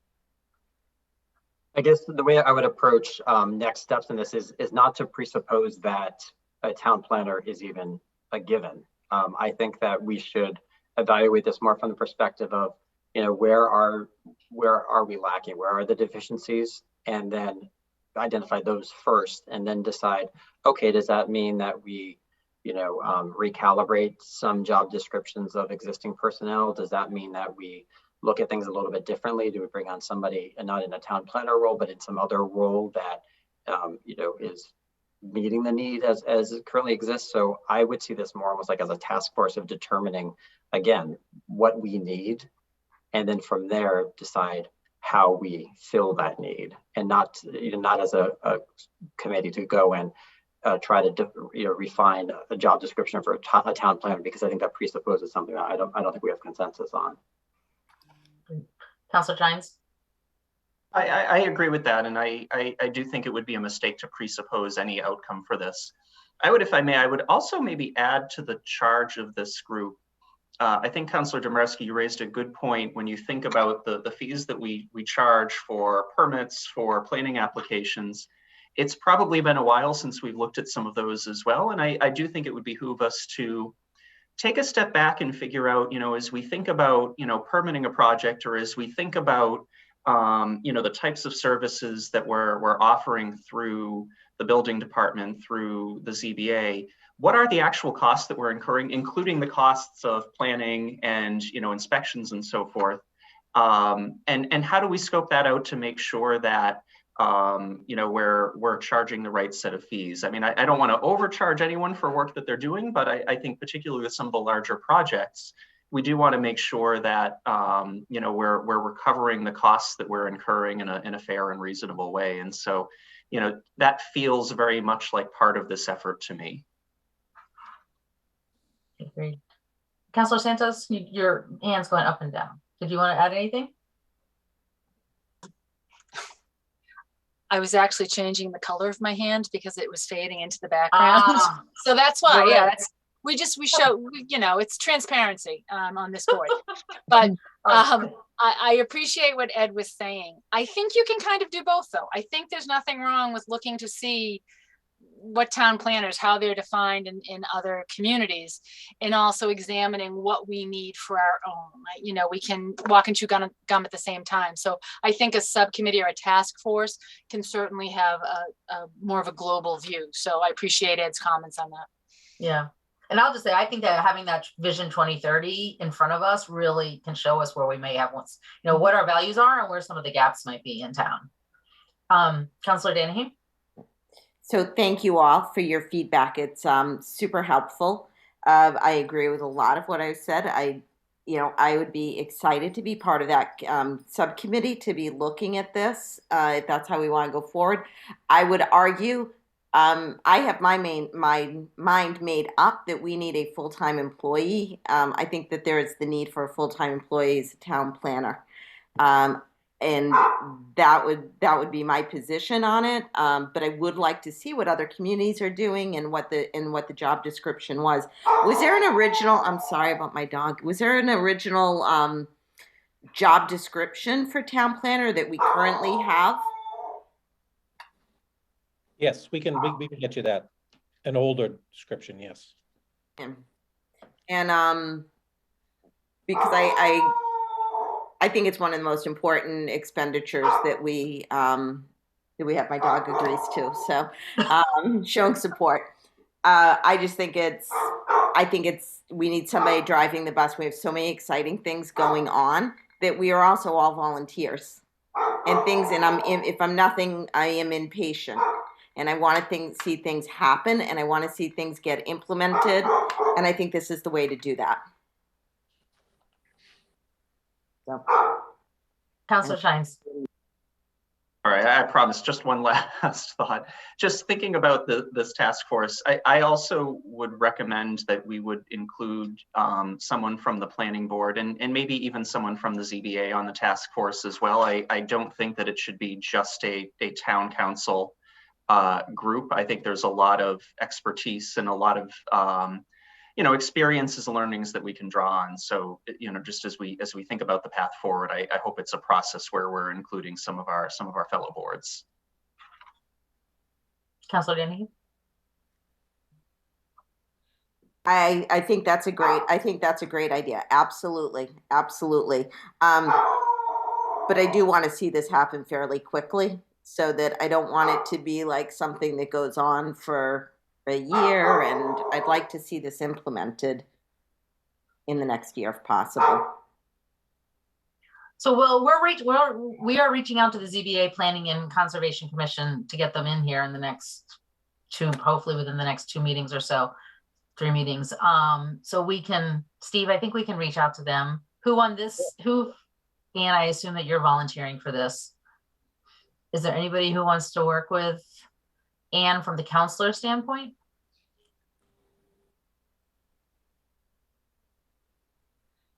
Okay. Counselor Budd? Yeah? Okay. Madam Chair, and of course, all of us will. Go ahead, John. I'd be happy to participate if others aren't, but certainly don't feel the need to be part of it if we've got a good group already, which if we've got Councilor Danahy and Councilor Budd, I think we have that. Yeah, and of course, all of us will have the opportunity to give our input. Okay, thanks for bringing that up. Any other discussion on the town council budget? Thank you all.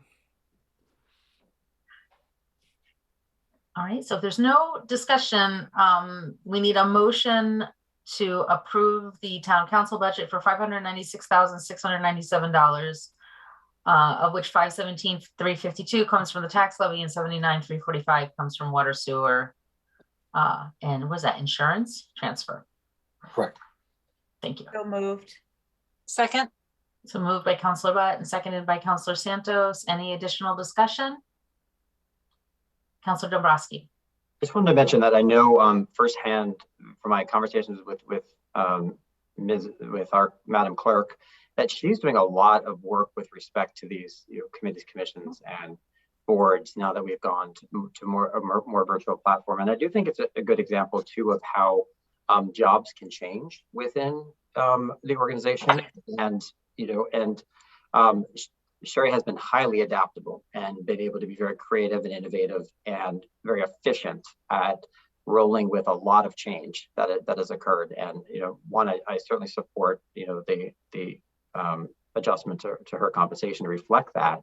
But two, I think it also just is a reminder that when we're talking about town planner and things, it's never a bad idea for us to think kind of longer term about the roles that we have right now and whether the positions that we have and the responsibilities that fall under there are the best use of that person's time or best meeting our needs. And I point to Sherry, not to call you out, Sherry, but that's one such example of that, because your job has changed a lot, in the last 2 years, and presumably, going forward, it will continue to be that way. So I think we can't have stagnant definitions of roles within town. So that's, I think, is a broader discussion, but I think at least something I wanted to kind of put in the radar, going forward, in part, because we're talking about this town planner piece as well.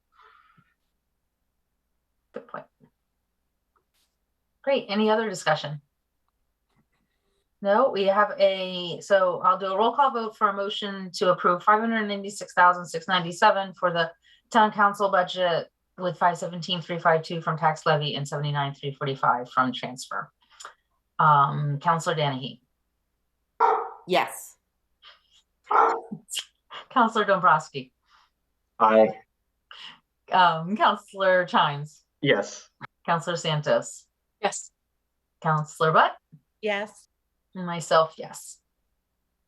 Okay, moving on to, what's our next budget? Information Technology Department. I know that Todd is coming on. And Brian Cusack. And Brian is coming. Yeah. Great.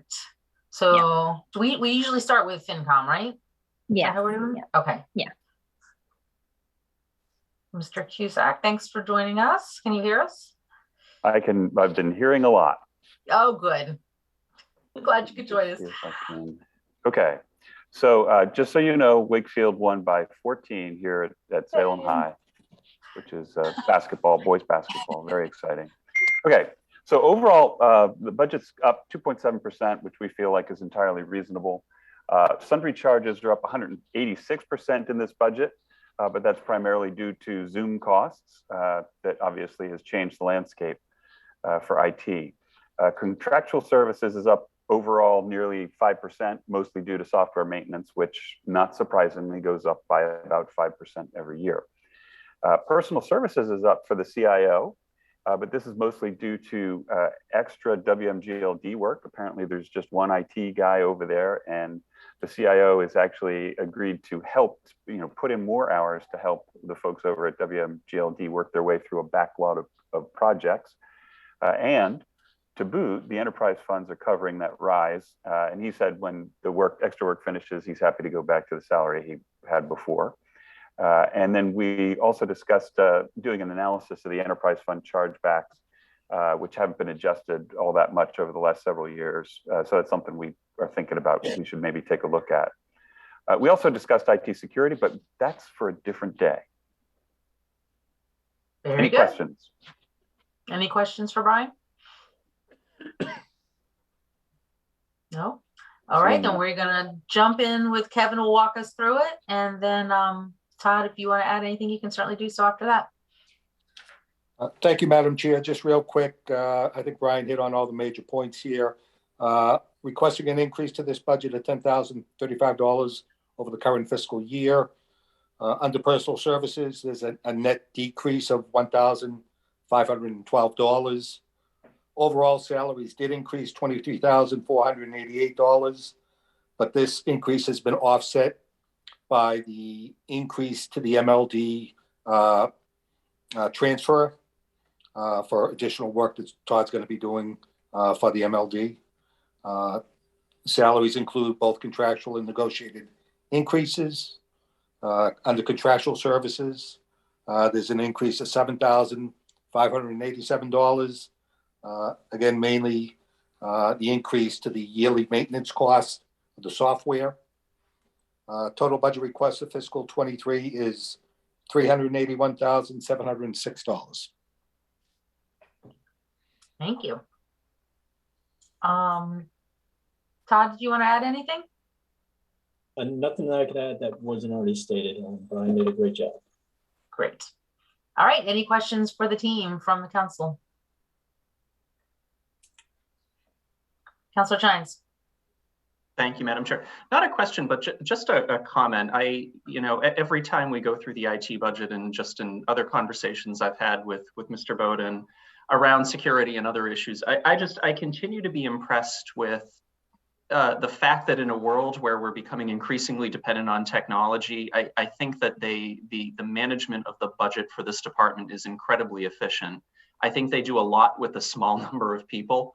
Obviously, software costs go up what they go up. We don't really have any control over that. But, the fact that, for this budget, we're looking at an increase under 3%, I think is just a testament to the job that Todd and his team do managing the department effectively and really managing the department with a lot of creativity and energy, given the small team that they have. So I just wanted to make that observation. This isn't an area that people pay a lot of attention to. It's not as publicly facing as others, but it's obviously critically important. And I do think we're in good hands here.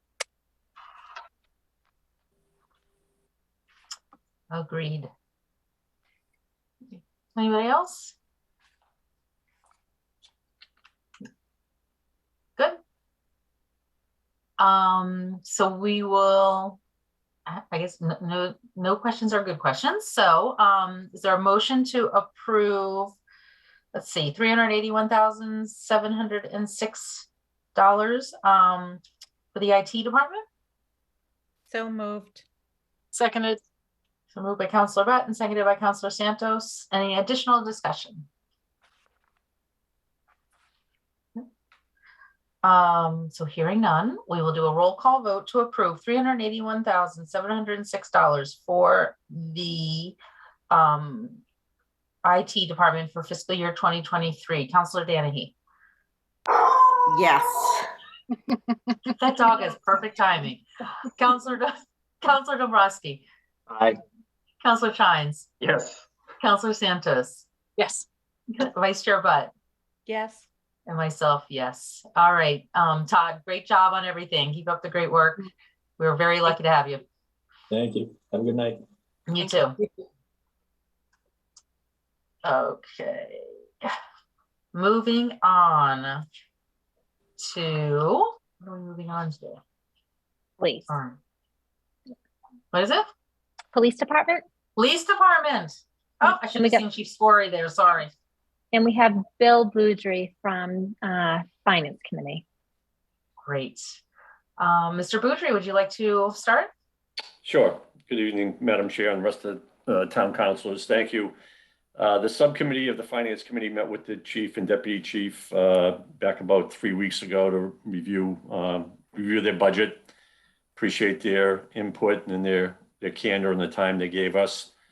The increases, as are many budgets that come before you and come before the Finance Committee, are negotiated salary increases. And in the personal services, the increase overall is $350,198, an increase of 5.79%.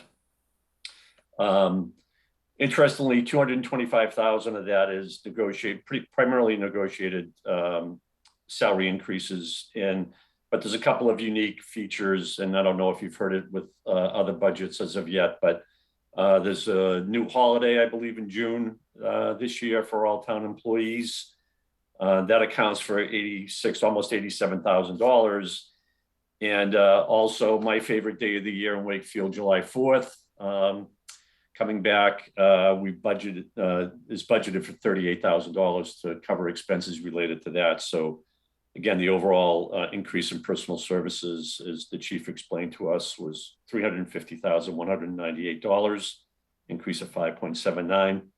And the increase in contractual services is, it's not a big number overall, but it's it comes out to be a big number percentage-wise, 27.76%, $70,937. But the thing that's interesting about this, and in the majority of that expense, is related to, as you know, the town received a grant for 50 body cameras. And part of implementing those body cameras will be the need for storage of the video. And the preferred matter of that storage is offsite storage. And that line item in of itself is $50,000 or $50,000 plus. So that accounts for most of those increases. So that's really all I have, Kevin. I don't know if I've covered it in a way you would cover off the major items, or obviously the chief is here to speak as well. But yes, yes, Bill, you did hit on the majority of the items. The total increase to the budget for fiscal 23, $411,135. That breaks down. The increase in personal services, $340,198. Couple things that were changed in there. We put back in the 4th of July, as Mr. Boudry said, $38,000. We also increased the holiday pay line item, $86,854. There was an additional holiday in there, and there was a correction to that line item. It has been underfunded for about a year or two, so we wanted to right size that. And then we have the regular contractual and negotiated increases. As Mr. Boudry stated, under contractual services, the total increase $70,937. The big changes there, $50,000 under computer software maintenance for the body camera footage storage. And then we also removed, we had an offset the current year that we're in now. We took that out in fiscal 23. That was a COVID cares offset that we used to help balance the budget last year. And that was to use to fund the mental health clinician. We fully funded the mental health clinician this year. We just didn't use the offset from the federal funds that we got last year. Total budget for fiscal 23, $6,723,493. Thank you. Chief Scory, anything you want to add? Good evening, Madam Chair, and rest of the council. No, I think Bill and Kevin did a great job explaining the increases in the line items. Agreed. Councillor Santos. You're on mute. On mute. I would just add, with regard to the body camera storage, I was able to go to the police station to see the presentation. Steve Mayo was there as well. And 50,000 might seem like a lot, but it takes, even if a lawsuit is completely non-credible and illegitimate, the amount of money we have to pay out to defend that, and then come out on the other side successfully, body cameras will stop that. So if someone comes in complaining about behavior, up comes the footage, and we can put a stop to that pretty quickly. I think it's body cameras not only protect the community, but they protect the police officers just as much. And what I saw was really impressive, the type of technology. So I think as an increase, it is an investment, not just in our police officers, but in the community as well, and can prevent some costs, certainly. So I think that's an excellent added bonus. In addition, just to, I'm sure we all support the police budget, but in the past year, we've had 2 very high profile cases that have impacted our officers in quite a significant way after the event as well. Both were handled with incredible professionalism based on the training that we have put into our police officers. And I would just, I can't say enough about our department. I continue to be impressed by them. So I think this budget is an excellent reflection of how we value this department and what it does for our community. So thank you. Thank you. Councilor Dombrowski. Thank you, Madam Chair, and thank you, team, for the presentation. I had a question about the holiday pay. I know that's about 87,000. Maybe, like, Mr. Gill, could you explain that a little bit more? As I understand it, we added Juneteenth, which is a holiday. But then looking at I was thinking about that versus 4th of July, where 4th of July, to my understanding, we add on a number of additional personnel, and that was only at 38,000. So I was just trying to understand why, and that also is a holiday, So trying to understand why one would be so much higher than the other, because I'm assuming like Juneteenth, for example, would be like regular staffing day, but at a higher rate, whereas the July 4th parade would be additional staffing at a higher rate. Right. The actual additional holiday, it's approximately $25,000. Okay. The total increase to the holiday line item was $86,000. So what had happened, the holiday pay line item the past couple of years has been underfunded. So to the tune of about between $50,000 and $60,000. So you take the $60,000, you add the $25,000 for the extra holiday, that'll bring you up to the $86,000. That makes a lot more sense. Okay, yeah, because I was like, that's like one holiday, at normal staff levels seemed awfully high, but that makes a lot more sense. Okay, so we're basically just we're just right sizing that then. Correct. Yeah. Okay. Just one thought. Maybe Mr. Mayo, with the 38,000 that we pay for the 4th of July parade, I know we all love it, obviously. I'm wondering, because we have tens of thousands of people coming to town, if there's perhaps a better way that we could try to leverage our community and economic development director role with that planning. I know a lot of businesses obviously are closed on the 4th, but if there's maybe a way that she could, better coordinate and have some better synergies going there with that parade committee, because we're spending 38,000. I think it's money well spent.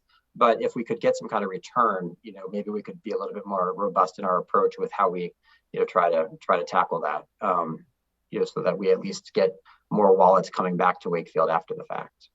And then the final points just relate to the items, Chief. I have nothing but admiration for the department, and especially these last 2 years when everyone else was not able to work or directed to stay home. Your men and women every day from March 2020 all the way through were there. And to Councilor Santos's point, that we also had a couple really significant events occur, in our community. And I, candidly, am just concerned about burnout and well-being of the department. I mean, I recall the early days of COVID when they were showing up at houses. We didn't know much about the virus. They didn't, they weren't able to even identify who had tested positive. There weren't masks at the time. I mean, any number of things that had gone on. And your department has shown up 24/7, 365 through all of this. And I can't think of many others that have, many other employees across the board, not in our town, but just in general across the economy that have done that. So, I noticed that, for example, fitness incentive, that seemed to be not really moved all that much. Are there other ways in which we could, try to ensure that morale is high, but also their personal well-being is good? Because I can't imagine that the last 2 years haven't taken a significant toll on the department. You spot on it. It has taken a toll. It's And I have to give everybody here credit because they have kept their spirits up during difficult times. This past fall, we brought a speaker in, Kent Williams. He's a retired police chief from out in Chicago area, and he specializes in officer wellness. And we had a mandatory 4-hour training for all our officers. And I think it was just really good for everybody to be able to sit and listen to this individual for 4 hours, talk about how to stay positive on this job, how to keep your head up, and how to keep marching forward. And it was probably the one of the few classes where everybody had positive feedback afterwards. Sometimes it doesn't, a training class won't strike with everybody, but this one certainly hit home. And I'm proud of the officers for the way they've marched through this pandemic. It hasn't been easy, but they've done it, and they've done it well. Councillor Chines. Thank you, Madam Chair, and Chief, thank you to you and your department as well. I absolutely agree with Councillor Santos and Councillor Chaprowski about how lucky we are to have a department such as this one that is so well trained and kind of considerate about policing as a community function, and you see that with the officers. I mean, we've talked about the 2 big incidents this year, but I just think about some of the everyday interactions that the public has with the officers. You know, think about the role that you guys played in the COVID vaccine clinics and the compassion that the officers showed to folks there. It is incredible, and I do think we're incredibly lucky to have you. I have just a technical question, Mr. Gill, for you on the vacation underfunding. So I'm assuming the dollars that we're allocating this year, the 61,000 or so, both accounts for the past underfunding, but also corrects the issue for the upcoming fiscal year. So that as we look at kind of the trend from fiscal 23 to fiscal 24, that we would expect, you know, we've found kind of we've right-sized that amount, so that'll be more just an inflationary increase going forward. Correct. That if you look at year-to-date expended, we basically doubled that line item because that was for the first set of holidays for the first half of the year and the second half, and then you add in a 3% increase for the COLA adjustment. Got it. So okay, so we should be kind of corrected going forward, and again, so it's a more normal run rate as we think about the future. Exactly. Okay, great. Thank you. Councillor Danny. Actually, I don't know who was first. It was Maureen, I think. Okay, Councillor Butt. Okay. It's okay. Just to reiterate and thank you, Chief, for everything you and your department do. And this is just a little asterisk for Steve to put on his notes that he's taking. So I think last week, we just got an email. The state budget is starting their process and is looking for earmarks that can come back. And I just want to make sure if there's anything that we can get an earmark for, like $50,000 for storage of video, that maybe we write Senator Lewis an email and just think about that. I know we've gotten money for police public safety department issues before.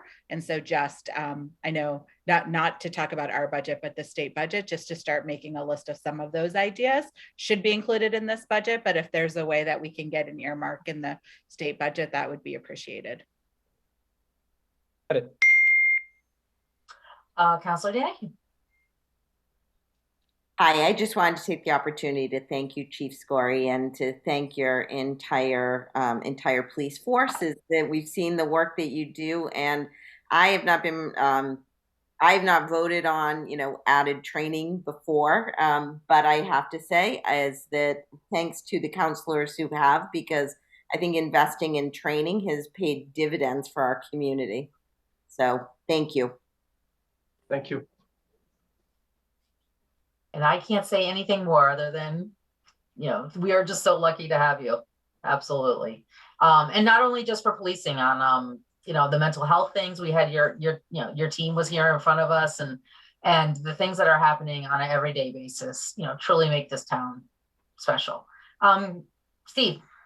I just wanted to add one thing, and the chief and I talk every day, at least once a day, but the support of the council is noticed by the rank and file, and that makes a big difference.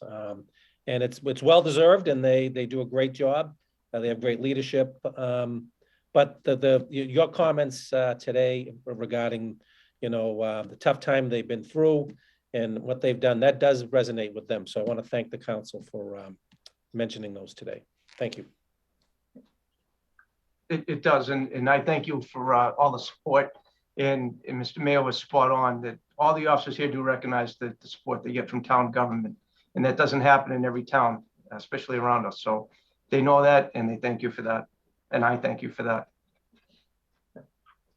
We'll stay in touch because we are definitely here to support you on this. And we'll start with $6,723,493. If I have a motion. So moved. Seconded, please. Okay. So moved by Councilor Brett, seconded by Councilor Santos. Any additional discussion on the police budget? Seeing none, vote is to approve $6,723,493 for the police budget. Councilor Danahy. Yes. Councilor Dombrowski. Aye. Councilor Chines. Yes. Councilor Santos. Aye. Vice Chair Butt. Yes. And myself, yes. Great. Thank you, Chief Scory. Thank you. Have a good night. You too. Good night. Okay, moving on to the library budget. Budget Yeah, number we 30. have we have Dan Sherman and Teray Howell from the Finance Committee, and Tim Healy, the chair of the Library Trustees, and Catherine McDonald. Great, we have a very large library team. Welcome, everybody. Dan and Teray, would you like to start? Sure. Good evening, and welcome to Austin, Texas. At the end of January, on the 26th, Teray and I met with the Library Board of Trustees. Tim Healy is here to represent him, and went through with Catherine McDonald their proposed budget. The total budget is at 3.6% of an increase, which we felt was reasonable. Personal services going up 3.2 due to negotiations, COLA increases. One thing that just to remind everybody that last November at town meeting, we approved going back to Sunday hours. So if you compare spring of 21, the spring of 22, the numbers don't quite line up. You have to add $50,000 for the November Sunday hours. The contractual services went up quite a bit more than we might expect at 8.3%, but represents only about $20,000 increase. The primary movers of that $20,000 is building maintenance. The building now is, since the renovation in '97, it's got a few years on it. So HVAC is a $4,500 increase. Maintenance and improvements is another $3,200. We also have professional services, the software. NobleNet has increased their fees. That's almost a $10,000 increase. With professional services, software, Noble, and so forth. This actually totals out to a little over $12,000. And then other supplies, for example, the COVID-related supplies, the sanitary hardware, HVAC, filters and lighting and so forth, adds another $1,300. And finally, the books and publications added just $1,000. But for those that have been around for quite a number of years, you recall that we had to get special dispensation from the State of Library Board of Trustees because we weren't spending enough on books and publications. That went away a few years ago, and it continues to be something we don't really have to worry about. So books and publications only went up $1,000, but we're in compliance with those requirements. So all in all, let's say 3.6% increase, and Teray and I feel it's reasonable.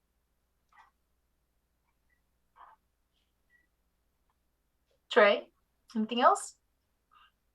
Thank you, Madam Chair. No, nothing further. I think Dan did a good job capturing our comments and our impressions. As he said, we generally found this budget to be prudent, so thank you. Great. Mr. Gill, you want to walk us through it? Just real quickly, I think Dan hit on all the major issues. The library budget for fiscal 23 Total increase is $65,465 over the current fiscal year. Under salaries, the increase is $42,779, includes contractual and negotiated increases. Under contractual services, the increase was $20,386, which is for the Noble Network, various maintenance line items, and additional software costs. Materials and supplies increased $2,300. Total budget request for fiscal 23, $1,877,097, with $1,815,376 coming from tax levy and $61,721 coming from available funds, which are the library trust funds. Okay. Catherine, or is your trustee here? Anybody else have anything to add? Catherine? I just have a couple of things I wanted to mention. Dan did an excellent job and he covered it all. But the professional services and the automated network services, more than half of that increase is going to actually go to patron materials. So that's something that will be sustainable and will help meet our requirement. On the front page, you see it's 13% we're supposed to meet. A portion of that helps that. So that's really, those are patron-based, that money goes directly to patrons. The other thing that I would mention is that this year is the 100th anniversary of the BB building. So we seem to notice it every day as something else falls off or cracks, or there's some little thing that requires a little extra buffing. But the building is still beautiful, and we'll be celebrating that for the next year. And I think the only other thing that I have that I just have to mention is that the library is really blessed in Wakefield and does an excellent job and has an excellent staff. And part of the reason we can do as much as we do is because the police department is so awesome, and the IT department is there at a phone call. And Judy Luciana with the Senior Center connects with us so no one falls through the cracks. And not every town has that kind of connection. The town departments are really work so well together. And when you were speaking about the police department, and this has been a really tough year for them, and it's been a tough year for a lot of people, and those police officers have been there for those people if they're in the library or if they're on the street. So every year I feel like I have to give a shout out to all these people who really help us, because we don't do it alone. And I think the library does do an excellent job, and that's part of the reason.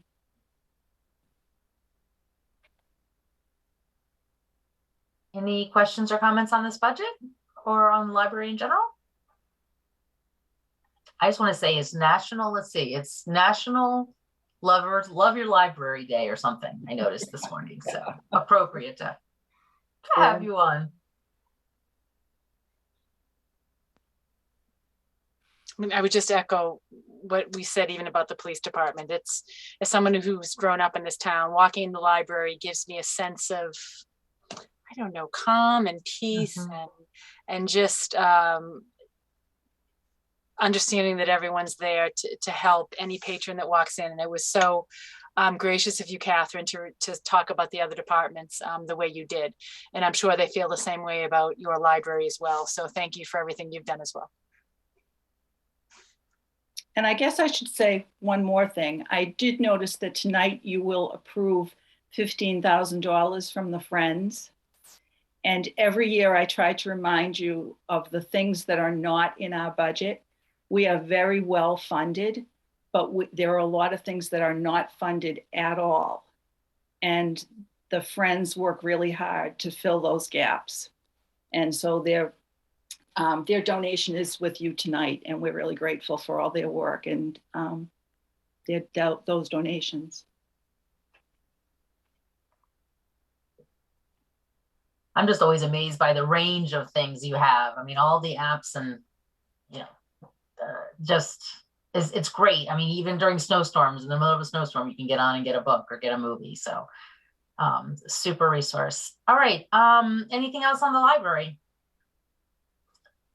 If not, let's see, I guess we need a motion for $1,877,097, right?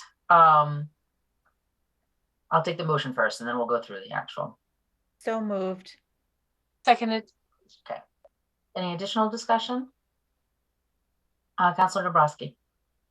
I'm just wondering, is that like a backdrop for the library director, or are those actual books behind her? Because they seem like a really good plant. Well placed. Yeah, very well placed. Yeah. Thanks. That's it. You could use one of those, Ed. I did. I'm pretty bare. All right, so we have a motion that's seconded for $1,877,097, of which $61,721 comes from the library trust fund income, and $1,815,376 comes from the tax levy. There's no more discussion. Roll call vote. Councilor Danahy. Yes. Councilor Dombrowski. Aye. Councilor Chines. Yes. Councilor Santos. Yes. Vice Chair Butt. Yes. And myself, yes. Great. Thank you to the library team, FinCom and library, for being here. Thank you. Thank you, Dan. Thank you to Ray. Okay, 2 more budgets. Retirement. Who do we have on retirement? I'll be doing retirement. Yeah, Kevin's here. All right. So go for it. Retirement budget for fiscal 23, we are recommending a total increase of $466,409 over the current fiscal year. This increase breaks down under the contributory tax levy portion. The increase is $487,932. The non-contrib tax levy portion has increased $420, and the water, sewer, and light department transfer has decreased $21,943. This budget is based on a funding schedule voted by the Wakefield Retirement Board that runs through 2036 and is based on a January 2020 valuation. Total budget request for fiscal 23 is $7,443,814, with $6,087,779 coming from tax levy and $1,356,035 coming from an enterprise transfer. Okay. You might have to help me with that one at the end there. Dan Sherman, please. Yes. I thought I'd mention, I'm on the retirement board, as people know, or I think all of you know. I've looked at the numbers for the last couple of years, and the asset returns that the management has performed has been outstanding. We're going to get about a 17% increase in terms of investment return for 21. And we got about, I think, 18% for 20.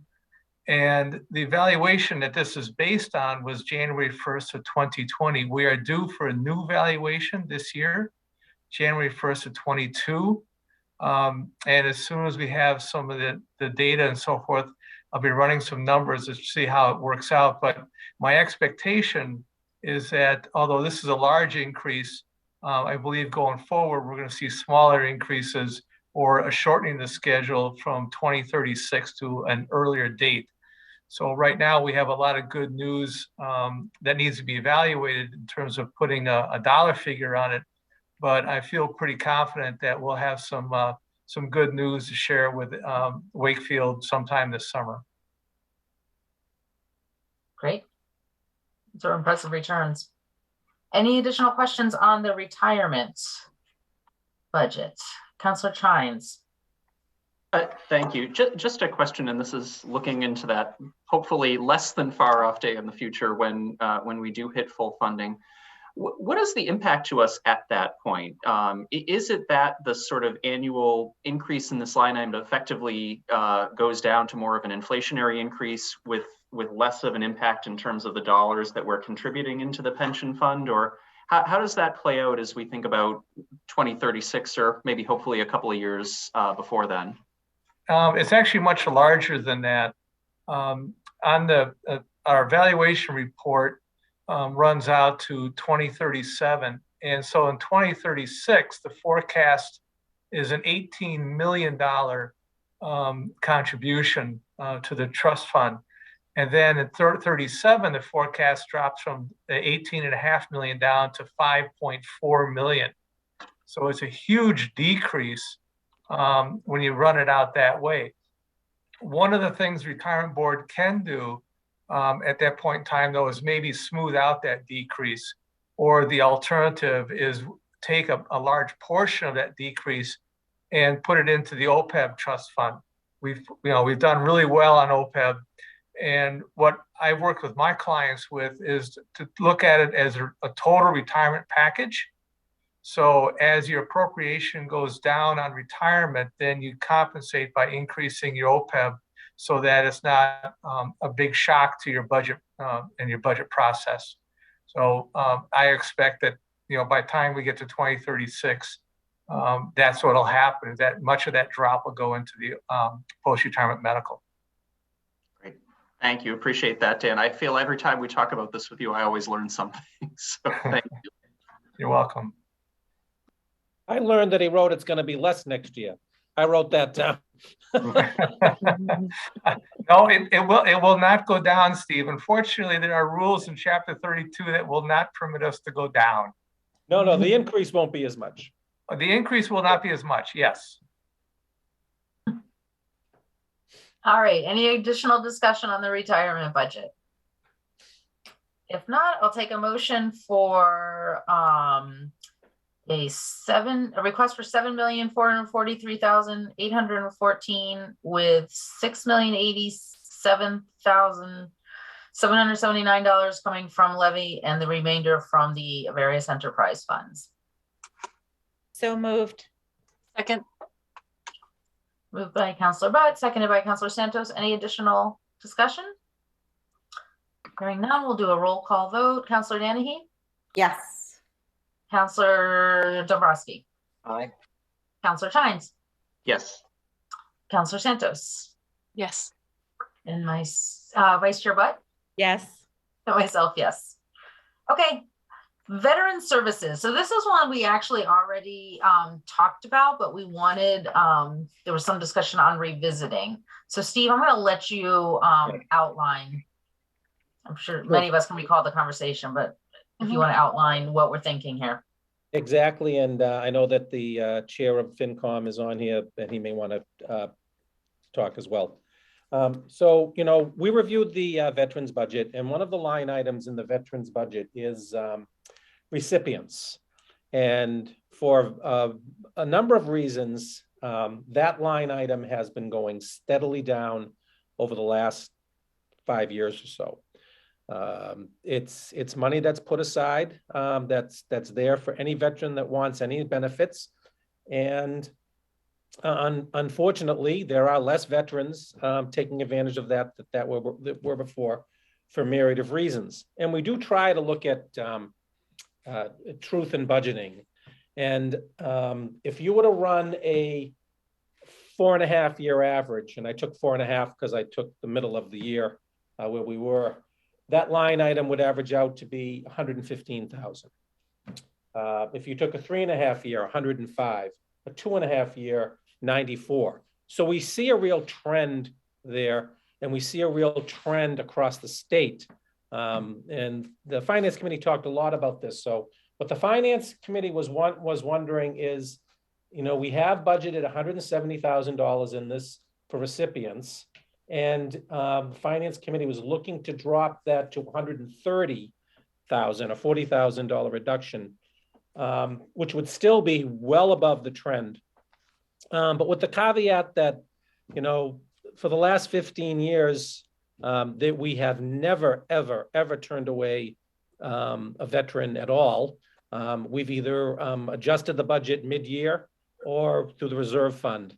And, I guess in the discussion with FinCom, I would support that that reduction of that line item down to 130, with the idea that we'll review it in November. If we need to add, we can add then. We'll review it in April town meeting or May of next year. We could add then, or we would use the reserve fund. You know, so we would certainly have it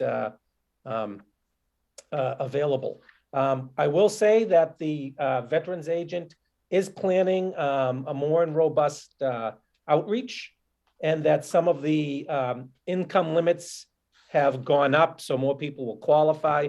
But I still think that there's a big array there. And you notice year to date this year, we've through the first 6 months, we had only expensed 25,000 or close to 26. So I think I'm very comfortable if the board wanted to ratchet that down for our budget purposes. I think it shows a truer reflection of what we're actually going to end up with on this budget. And with the idea that we have 3 bites of the apple going forward if we needed to. So I don't know if Mr. Sullivan wanted to add anything or not. I know, thank you, Steve. Only that, you know, on behalf of the rest of the volunteers on the board, we did kick this around quite a bit. And we kind of do feel one of our roles is to try to dig into some of the line items on the budgets. And not to say you'd see more or less of this, but it's one of those items that, you know, Steve covered pretty well. It's just had this trend down, and it's just an inappropriate $40,000 step. We think at this point it could be higher. We agreed on the 40,000, and we're just looking to see, hopefully, both boards, your board, council, and our team would be on the same page. That was the extent of it. And again, the volunteers that look at the subcommittees, that they're doing what they should be doing, trying to look at the line items, trying to ask those questions. And we had a good discussion with the agent as well. She was quite understanding. So thanks. Councilor Santos. I have no problem with FinCom's suggestion because we have fail safes along the way. So based on revisiting it 3 times and having to go to reserves, if need be, if a veteran needs services, we can do that. So no veteran will be certainly left behind by us doing this. That would be my concern. So I'm very comfortable with what FinCom is suggesting. Thanks, Jim. Councilor Dombrowski.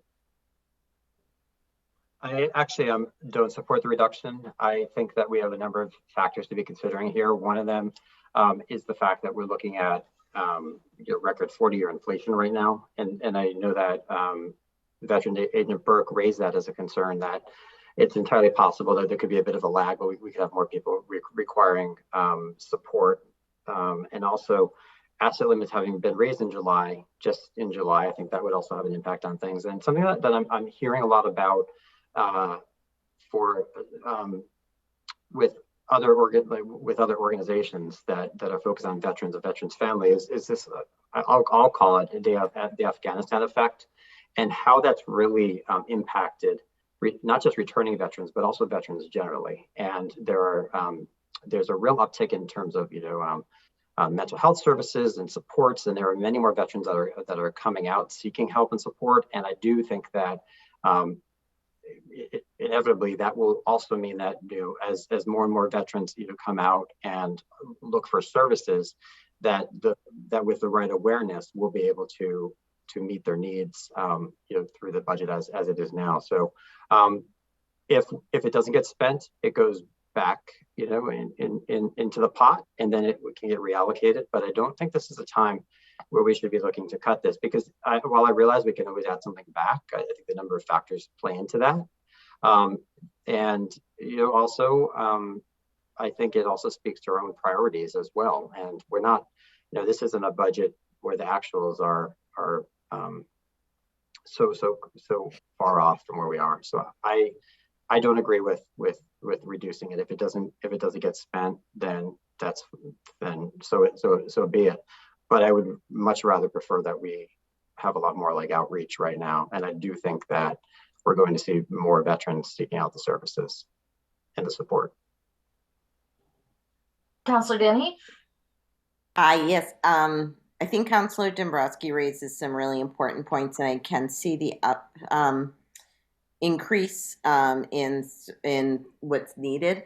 But how quickly, if we go to this, which is still higher than what historically, we're still building in some cushion in there anyway, right? And in terms of what's been allocated in the past. And how quickly, if that need does happen, how quickly can we get the services to the veteran? Services would be done just as quick. Okay. Yep. No veteran will be turned away. No, and it wouldn't delay anything. No, because I look for trends and yeah, no veteran will be delayed. Okay, that would just be my concern, is that it could delay things because of paperwork and transfers. But as long as it doesn't, then I'm okay with it. Councilor Santos? Actually, I'm going to go, I think you go, I'm going to go to Councilor Chines and then I'll come back to you. I don't think Councilor Chines has spoken on this yet, right? No, although certainly I had my hand up after Councilor Santos. If don't. Now, I was just going to say, so this is a tough one for me because I do understand and appreciate the principle of truth in budgeting, and I think in prior years there have been some budget line items that I've questioned because we've held on to dollars that hadn't been spent for a long time. This is one though where I feel there's a lot of uncertainty around where we're going, and I think Councilor Dombrowski mentioned some of the factors behind that. I do think there's probably been a COVID impact to the services we've offered over the last couple of years because, we haven't been as visible in the community. There haven't been as many opportunities for some of the face-to-face interactions that maybe generated some claims for benefits before. I also know and had the chance to see pop in on the Veterans Advisory Board coffee that they did this weekend. I think the board's doing a lot more outreach right now, and it was really impressive to see the number of people that came to that. And I know our town assessor gave a great presentation on benefits. So this is one where I just feel that it behooves us to wait another year to look at this again. I do think it's something that we should look at again, and I think we should take it seriously because, again, there is an important budgetary principle and there's an important fiscal control principle around truth in budgeting. But I just see a lot of uncertainty here, and that's putting me in the camp of maybe leaving it as it is for now and keeping a close eye over the next 12 months. Councilor Santos? Just very briefly, I can see both sides, certainly. I just was, I was comfortable with a bit of the downward trend even pre-pandemic, but the fact that no veteran would lose a scintilla of services, certainly not under our watch where we've been so supportive, made me think that maybe this was an okay move. If I would hesitated to think that would be an issue, I absolutely would appreciate what Ed and Jonathan are saying, but either way is okay.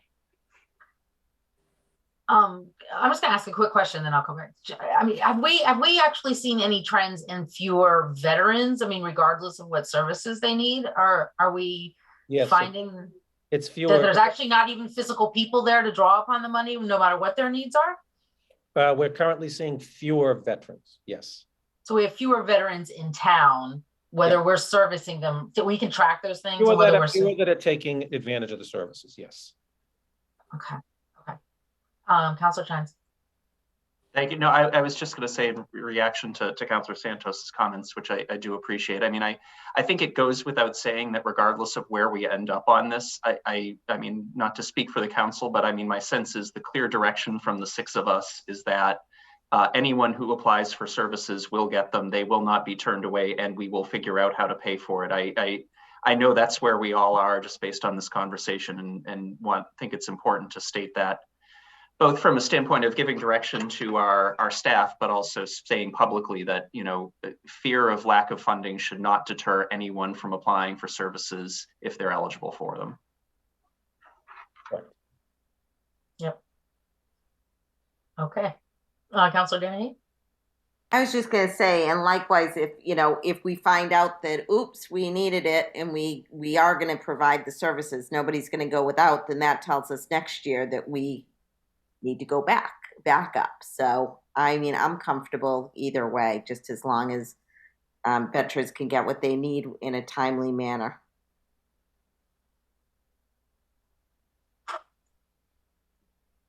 Okay, so we don't have to vote on this again if we're going to leave it, right? Because we already voted on it last time. Right. We would re-vote if we wanted to reduce it. Correct. So if any motions out there, let me know, or we can move on. Okay, thank you. I'll bring that back to the FinCom. Thank you, Madam Chair. All right. Okay, so we're done with the budgets. Thank you to everybody from FinCom and from the departments. And of course, Kevin, thank you very much. Thank you. We'll see you again soon. Yes. All right, moving on to item number 9, annual town meeting. We have a proposed date for the Springtown meeting of Saturday, April 30th, 2022, 8 a.m. at hopefully the Galvin Middle School. Madam Chair, before you jump on that, I think Council Mullen and I had a discussion this afternoon that may change that date. Oh, okay. What's going on? Change what we can do. So Tom can take it from there. Yeah, Madam Chair, the charter says that the town council determines when the annual town meeting will be within 30 days after the first Monday in April, or on such date as may from time to time be fixed in the bylaws of the town. And I would read that to mean that town council has discretion within that 30-day period, but if there's a bylaw on point, we follow the bylaw. And we do have a bylaw on point. 36-1 says that the election is the last Tuesday in April, which here would be April 26th, and the town meeting shall be held on the evening of the first Monday following the town election, which would be May 2nd.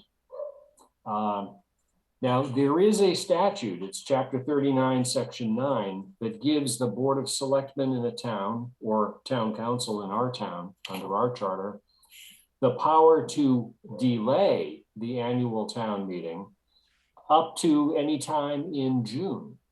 And we have used that in the last 2 years because of COVID, but it's not a COVID-related statute. It's there as part of the general laws. But it does not allow us to accelerate the town meeting. So we can push it off, but there's no statutory basis for making it earlier. So I'd feel more comfortable if we made the decision to go with the next Saturday after the Tuesday election rather than, well, I guess it works. Steve, what time, what date is it? I think May 7th worked. May 7th, a Saturday, rather than put it earlier. Right. So May 7th it would be then. Right. Okay. Sounds to me like that's how it has to be. At the earliest, it has to be May 7th. And there's no reason to delay it as we haven't passed because that was more COVID related. Right. Okay. And have we also figured out how that changes the closing date? Or does it? We could just add another week to that if we wanted. We don't have to, but we could. I think we should. So that would mean we close then on April 7th. April 7th. Yeah. Right? Yeah. Okay. April 7th. Okay. So I'm just looking at this all. I know we're going to take votes separately, but okay. So, Councilor Chines. No, you muted. Sorry, I think I unmuted and muted myself. Just a clarifying question. So the earliest we could do it is, if I'm understanding the bylaw correctly, isn't May 7th, it would be Monday the 2nd, right? That's right, it would be But Monday. if we wanted to stick with the Saturday, the earliest we could do it is May 7th. Yes. Okay, thank you. Sorry, I heard a couple of dates and just wanted to make sure I had it clear in my mind. Right. Right. So it brings up discussion, weekday versus weekend. Councilor Dombrowski. I think the last few town meetings have been difficult to gauge in terms of attendance because of the COVID factor, but I'm not convinced that a Saturday morning brings out a larger number of people. And it's hard to compare pre-COVID versus times of COVID, but I think we should also keep in mind that Mother's Day is Sunday, May 8th. That might be an issue for some people if they're going to travel. So I think and May is difficult too. On Saturdays, you have things like First Communions and all these other, just a number of other events that happen for families. And so I think that unintentionally skews the turnout for only, a certain segment of people. I understand that on a weeknight you have the issues of childcare. I'm not, saying that that's not an issue, but I'm not convinced that the day before Mother's Day on a morning is going to be, a better turnout. Councilor Santos. You muted. As a mother who has sat through several baseball, hockey, and every other sporting events that do not care about Mother's Day, I think those of us, Julie, have always sat at games on Mother's Day. But for me, but I appreciate what you're saying, Ed, with regard to events. For me, the Saturday is getting the town meeting over in one day, as opposed to having it multiple days. So if it's a long town meeting, you have a robust attendance on the first Monday that dwindles to about 4 people by the end. So Saturdays for me are really about just taking care of it all in one day. May can be tricky. I don't think it gets any easier after April. You're running into graduations if you push it off anything for, any further. So I'm not so upset about having it on a Saturday because there's so many things we're juggling in that time period, as I've done my whole life, or at least as a parent. It's really spreading it out over several days. That's where I fall. Councilor Chines? No, I would agree with Councilor Santos. I mean, thinking about kind of events and activities, particularly for families with children, evenings have a lot of events and activities as well. And if you do have town meeting, to Anne's point, running into 2 nights, that does, or in some cases 3 nights, that kind of compounds the issue. I also have heard from, some seniors that they like doing it on Saturday morning because you're not driving home, kind of later in the evening when it's dark. There are a lot of benefits to just having it during the day. I'd love to figure out a way to gather some feedback up from the community on this, because I think we've had an interesting experiment over the last couple of years. And I don't necessarily know that the attendance has been greater, but at the same time, it's hard to judge attendance from one town meeting to another because, you have different people that show up depending on the issues that are on the warrant. But I think if we could gather some feedback from folks through some mechanism at some point, I think that would be helpful just as we think about our strategy going forward. Councilor Dennehy? Yeah, I think I agree that I'd like to have some community feedback. I'm not sure how I feel about it. I think you guys all raise really important points. I hear Ed's point. I think there's a lot. May is a very busy month, and that we might see not a great turnout because of it. But I also see having town meeting over in one setting, because you're right, that second night of town meeting is really low attendance. So I guess I don't know what I guess I'm confused. So right now, I guess the one thing that we could do is if we did do it where it's back to being a normal, well, so-called normal town meeting and trying it on a Saturday, and then looking and comparing attendance on, now versus, the last pre-COVID on the nighttime, and compare which one we had higher attendance at. I know it's not a great comparison because it all depends on the warrant and draws different people out, but it could give us some indication. I just don't, I don't know. I see it both. I see both sides. Councilor Dombrowski. I think perhaps something to think about too is more of a mixed model. We have 2 town meetings, spring and fall. Perhaps we do something where we have an alternating where it's Saturday for one town meeting, weeknights for the other, because there are times where people who simply cannot or are not interested in making out in the evening. And there are other times where people simply cannot make it on a Saturday. So I think I would be more in favor of that kind of an approach. I understand that it is driven by what the issues are.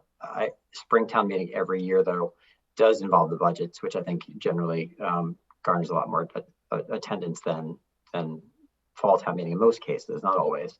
So I would be in favor of structuring it that way, with the understanding we do it one way in April and another way in November, for this year.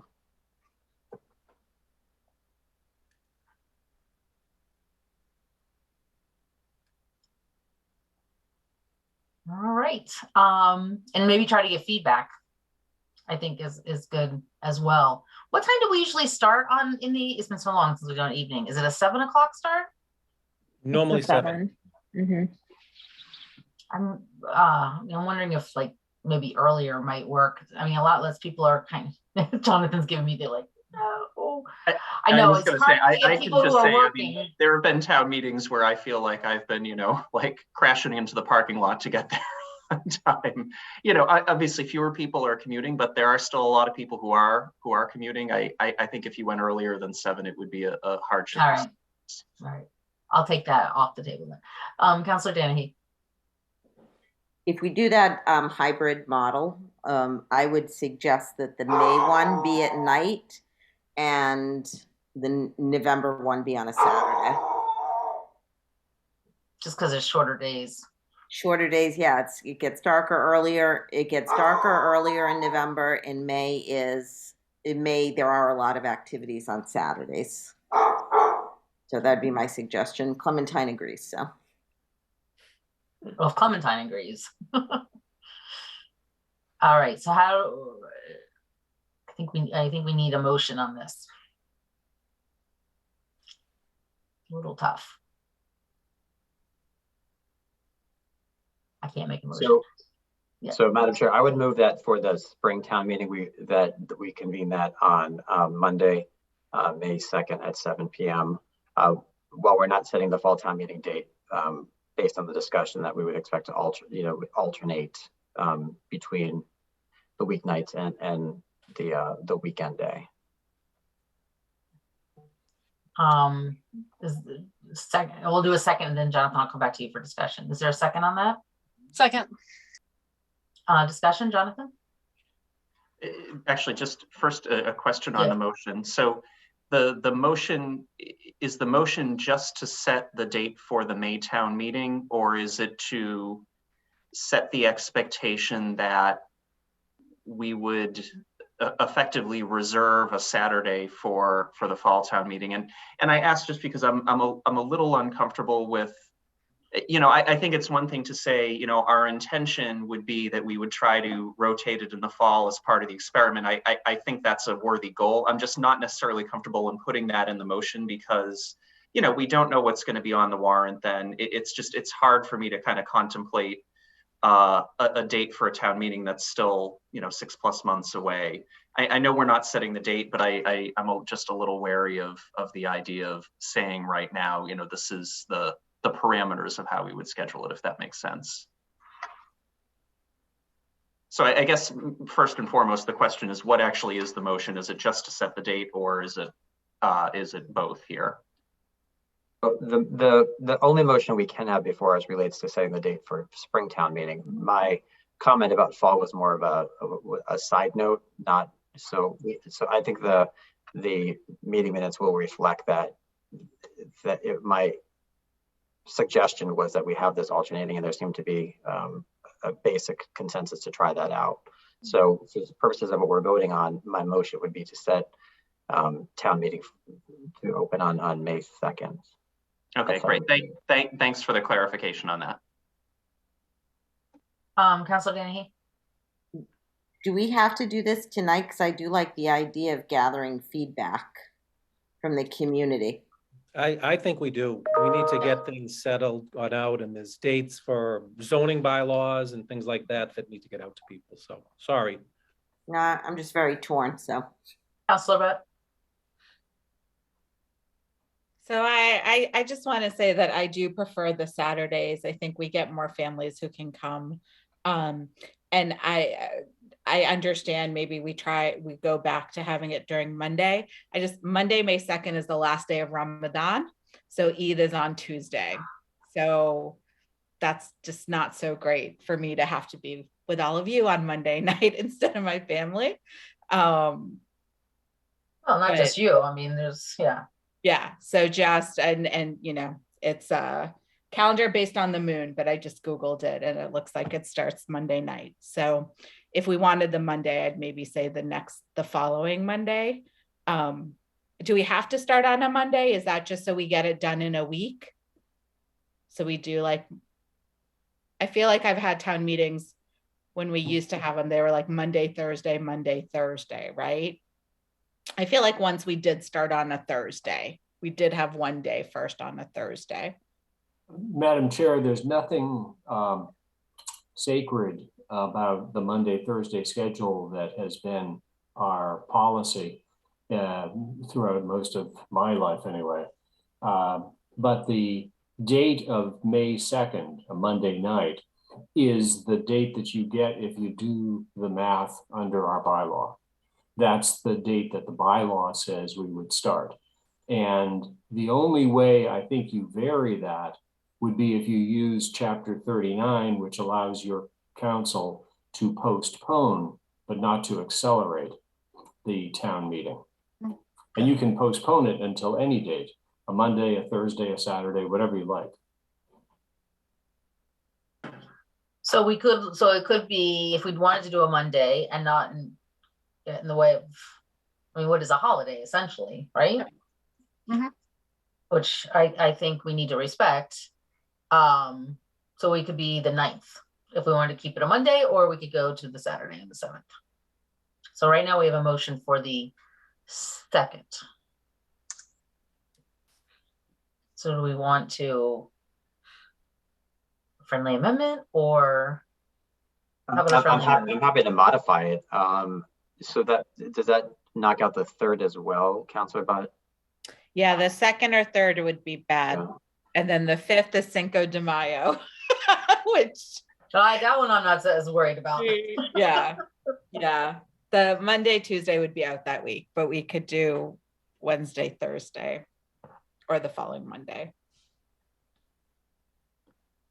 I'm looking at the community calendar. There's nothing, at least right now, on any of those days.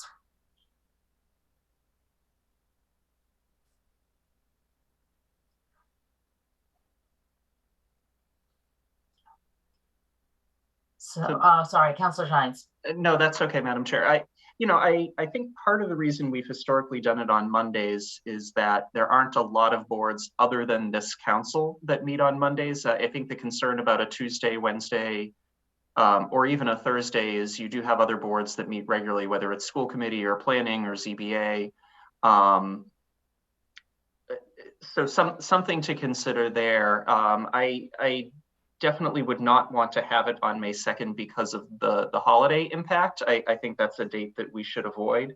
If that means that we look at May 9th, which just sort of scanning through the internet holiday calendar doesn't seem to be an issue from a religious observance perspective or anything like that. I wonder if maybe that's a better option than trying to shoehorn it into a day where it might require a handful of other boards to reschedule regular scheduled meetings.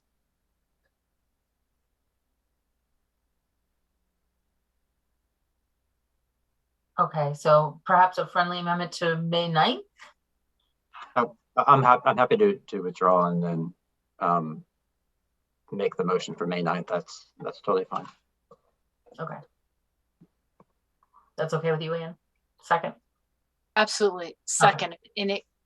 And to Ann's point, maybe after people come back to an evening meeting, we could have some sort of community engagement, whether it's just, you know, something on our page, doesn't have to be super formal, where folks can say like, oh my God, get rid of the night. The Saturdays were so much better, or yes, I like it. So we'll have both experiences. So yes, second to Ed's motion for May 9th. Okay. Any additional discussion? All right, so we have a motion for setting the spring town meeting for Monday, May 9th. Roll call vote. And Councilor Danny? Yes. Councilor Dombrowski? Aye. Councilor Chines? Yes. Councilor Santos? Yes. Councilor Butt? Yes. And myself, yes. Okay. So Springtime meeting will be Monday, May 9th, which means, well, we can still open tonight. So let's do that next one. So we'll open the annual town meeting warrant tonight, February 14th, 2022. Do I have a motion? So moved. Second. Moved by Councilor Butt, seconded by Councilor Santos. Any discussion on opening the town warrant? Seeing none, Councilor Danahy. Yes. Councilor Dombrowski. Aye. Councilor Chines. Yes. Councilor Santos. Aye. Councilor Butt. Yes. And myself, yes. Okay, so we would close the annual town meeting warrant now on, somebody want to help me there? Probably the 7th, April 7th. April 7th? Yeah. Okay. So on April 7th. Thursday, right? Thursday, April 7th. Do I have a motion to close the annual town meeting warrant on Thursday, April 7th at 4:30? So moved. Moved by Councilor Butt, seconded by Councilor Santos. Any discussion? Roll call vote. Councilor Danahy. Yes. Councilor Dombrowski. Aye. Councilor Chines. Yes. Councilor Santos. Yes. Councilor Butt. Yes. And myself, yes. Okay. Okay, moving on to item number 10. Some committee items here. First is and appointments, I suppose. Appointment of a vacation replacement for the building inspector. This is a pretty standard item. Steve, you want to just walk through it? As the board may know, we've done this, or the council may know, we've done this many times in the past. And basically, when someone applies for a building inspection, that has to be offered within 48 hours of the request. There are times where the building inspector is on vacation in a way, so we have a temporary vacation replacement that can come in and do those inspections. We've done it for plumbing, we've done it for electric, and this is one for the building. This is a building commissioner of Revere that for many years that Ben is very comfortable with, and that's why he requested him. So this is an experienced person that would, do those things for Ben when he was away and service the public, which is really what we want to do. And I can't seem to find his resume here, but what's his name? Louis Cavagnaro, the 4th. Okay. So we need a motion to appoint Louis Cavagnaro as the vacation replacement building inspector. Yes. So moved. Second. Okay. Moved by Councilor Butt, seconded by Councilor Santos. Any discussion? Seeing none. Councilor Danahy. Yes. Okay. Councilor Dombrowski. Aye. Councilor Chines. Yes. Councilor Santos. Yes. Vice Chair Butt. Yes. And myself, yes. Okay, discussion regarding committee selection process. I just first wanted to note that I guess we have a whole new set of, or at least applications are closed late last week on committees. So those are being distributed to the respective committees for review and feedback. And so we'll be making those appointments in April. I am working with Steve on a kind of a volunteer appreciation event, like we did a couple of years ago pre-COVID. So hopefully that will be the same night that we are making a lot of those appointments. So I'm happy to have feedback or assistance with anything on that. I thought that was a good tradition to keep up. And Councilor Nabrowski, you had some things you wanted to share on possible selection process. Thank you, Madam Chair. I'll be brief on this. I had given a lot of thought to our selection process for certain of the appointments that we make, and ZBA really stands out to me. ZBA is a quasi-adjudicatory body, so once they kind of get into the process of reviewing like applications before them, we really have to be out of it, and so we basically have to make selections, and then there's a certain level of blind faith, if you will, that they will be able to execute on what all of us hope to be the sentiment of development within town. And I know that ZBA has been before us in the past, saying that they feel like they would benefit from more direction from us, but that can't happen when they're doing their process. I do think that it's an incredibly important role, because development is such an important part of our landscape today and going forward. And I was thinking back to Finance Committee, for example. Finance Committee has an interview process of applicants. I don't see ZBA. I see ZBA as being distinct from a lot of other commissions, boards, and committees. In that they wield so much decision-making authority that has such an impact on the community at large. And so I think that, while I think the ZBA has done a good job, certainly, I do think that a more robust process, so that when we have applicants going forward, we have a better understanding of exactly where their priorities lie, what their understanding is of where the community direction is headed, and just getting a better sense of who they are as applicants too. I know in the past we've had more applicants than positions available on many occasions, and we're really relying solely on their written submissions to us. I think this adds another piece to it. I would suggest that we have a small subcommittee perhaps established, where there be representation from town council, since we are the appointing authority. We may or may not want to also think about bringing in the chair of the ZBA into the interview process. But I do think that it's an important change to make, because it's too significant of a position to just rely on the process we currently follow.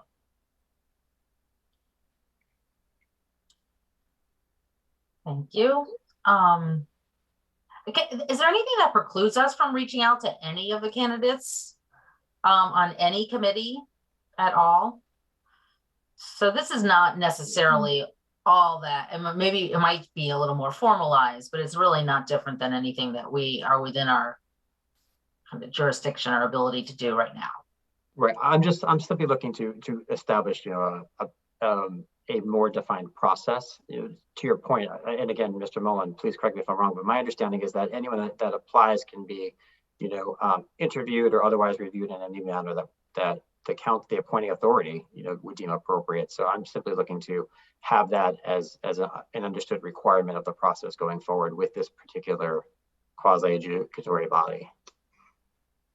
Yeah, absolutely. Your board can interview or not as you choose. I think the only caveats that come to mind would be kind of obvious. You can't do it in executive session if you're doing it by a quorum. And you wouldn't want to ask any applicant his position on a particular case, because as Councilor Dombrowski says, the ZBA in particular and certain other boards are quasi-judicial in nature, and they're supposed to approach each specific hearing as a tabula rasa. Thank you. Councilor Santos? Thank you, Tom, for bringing Latin to our meeting. You always rise it to just a level above us. I charge extra for it. I think it's an interesting point Ed's making. I've been on the interviewing side when we've appointed FinCom, And an interview does give you a different perspective sometimes than a resume. And you get to ask certain questions about just vested interests in Wakefield. And sometimes you find a little hidden agenda that wasn't obvious from a resume that might not be a great match. So for an important position, I think it's worthy to have that conversation. I wouldn't want to, in Julie, your point that we can interview everybody, we can, but we won't. I mean, I'm not going to reach out to, everyone that applies for every single board we have. We just don't have that time or energy as volunteers. But, if there's a board that's this significant, making this significant decisions, maybe it does have a very, not a subcommittee, nothing that invokes public meeting or anything like that, just a representative from us and, maybe the chair of the ZBA. It's certainly worthy of a discussion. Councilor Danahy.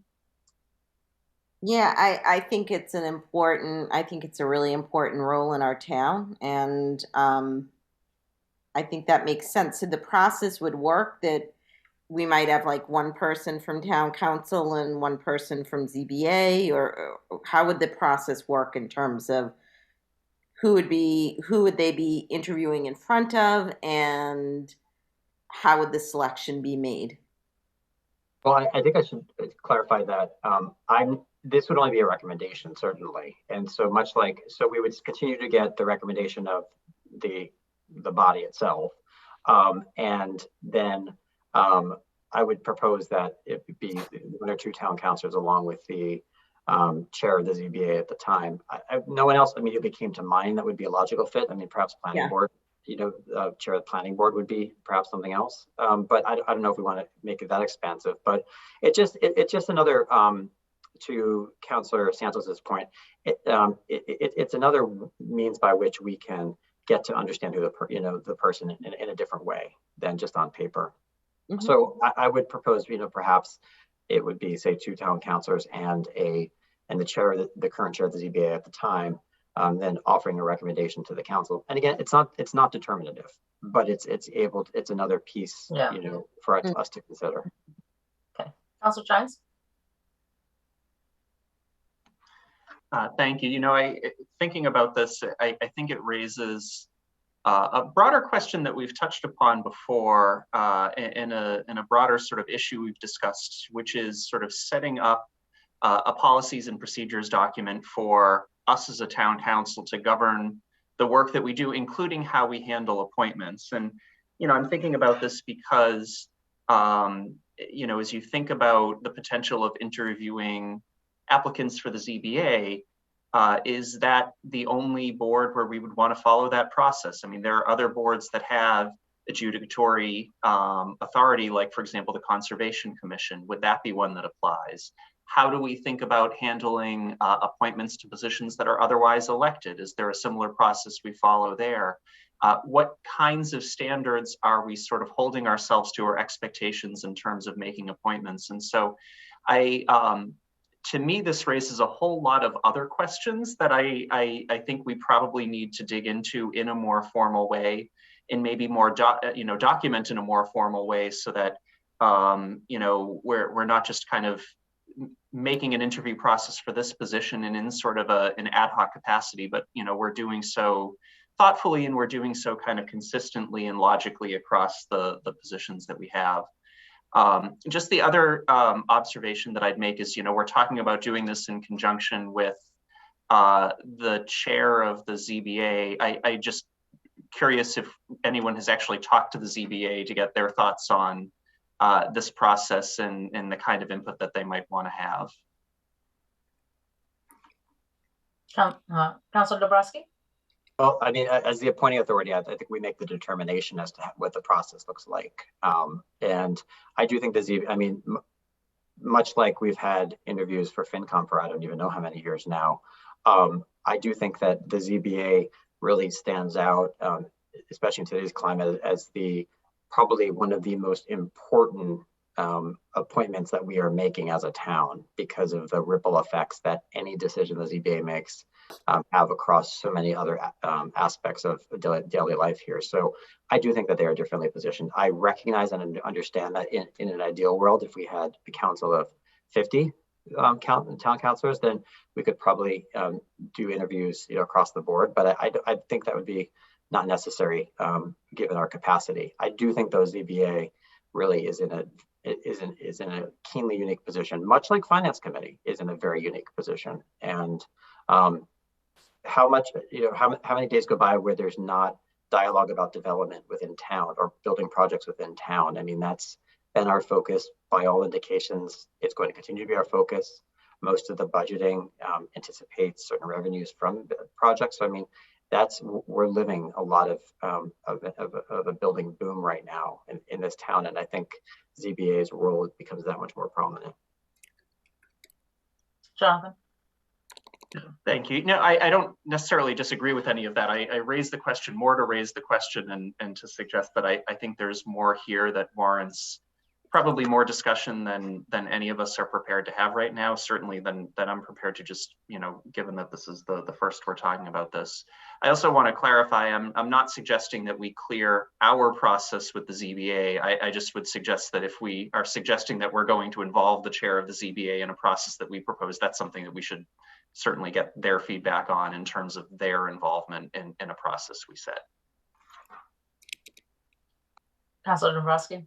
Can I just suggest that we consider this to be a pilot program for this year and see what we think, and then from there we can always reassess after we've gone through the process in one cycle. But I do think all that I'm hearing from residents is development related, building related, and I want to make sure that we're vetting these candidates as best we can. And again, I think the ZBA, I know several of them, and I think they've done a very admirable job. But I think being able to see how this works and see whether we're making more informed decisions, at least through this cycle, I think would be helpful. And then if not, we can always reassess. Yeah. Super fast.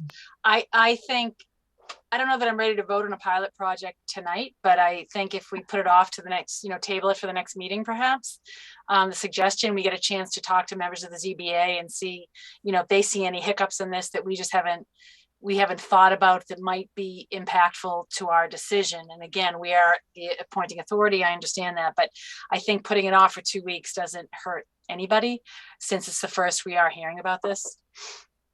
I'm fine doing that too, as long as we can have it on the agenda for the 28th. Yeah, we can put it on the agenda.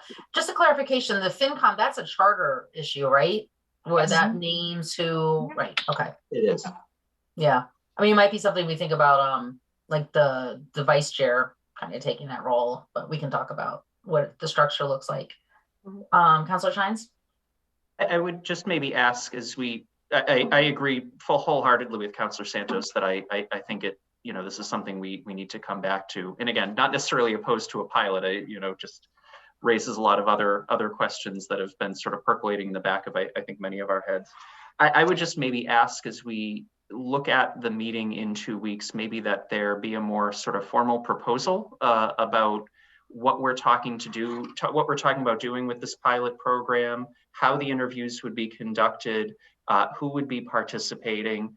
I think even thinking through maybe sort of what are some of the questions or categories of questions that we would want to tackle, given I think some of the legal complexities around, what we can appropriately ask and what we can't. I think it'd be great to have some clarity around that, just so we're all going into the discussion fully informed and, with eyes wide open about what we are and aren't doing if we move forward with the process.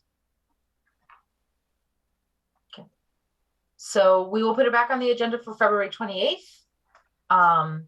And if there's anything more formal that we want to put into the agenda packet, we can definitely work on that. All right. Moving on to Economic Development Council update. This is a council that we approved, I don't know, it had to be about a year ago. It's probably about a year ago. Time just morphs, but And Ed, you were the kind of the champion on this. So you want to talk about where we are on it? I can just be very brief. So I would just like, and I think we're already voted to move forward with this. I would just like to just have a quick vote just to approve posting. You know, we'll post, get applicants, and then go from there. Okay.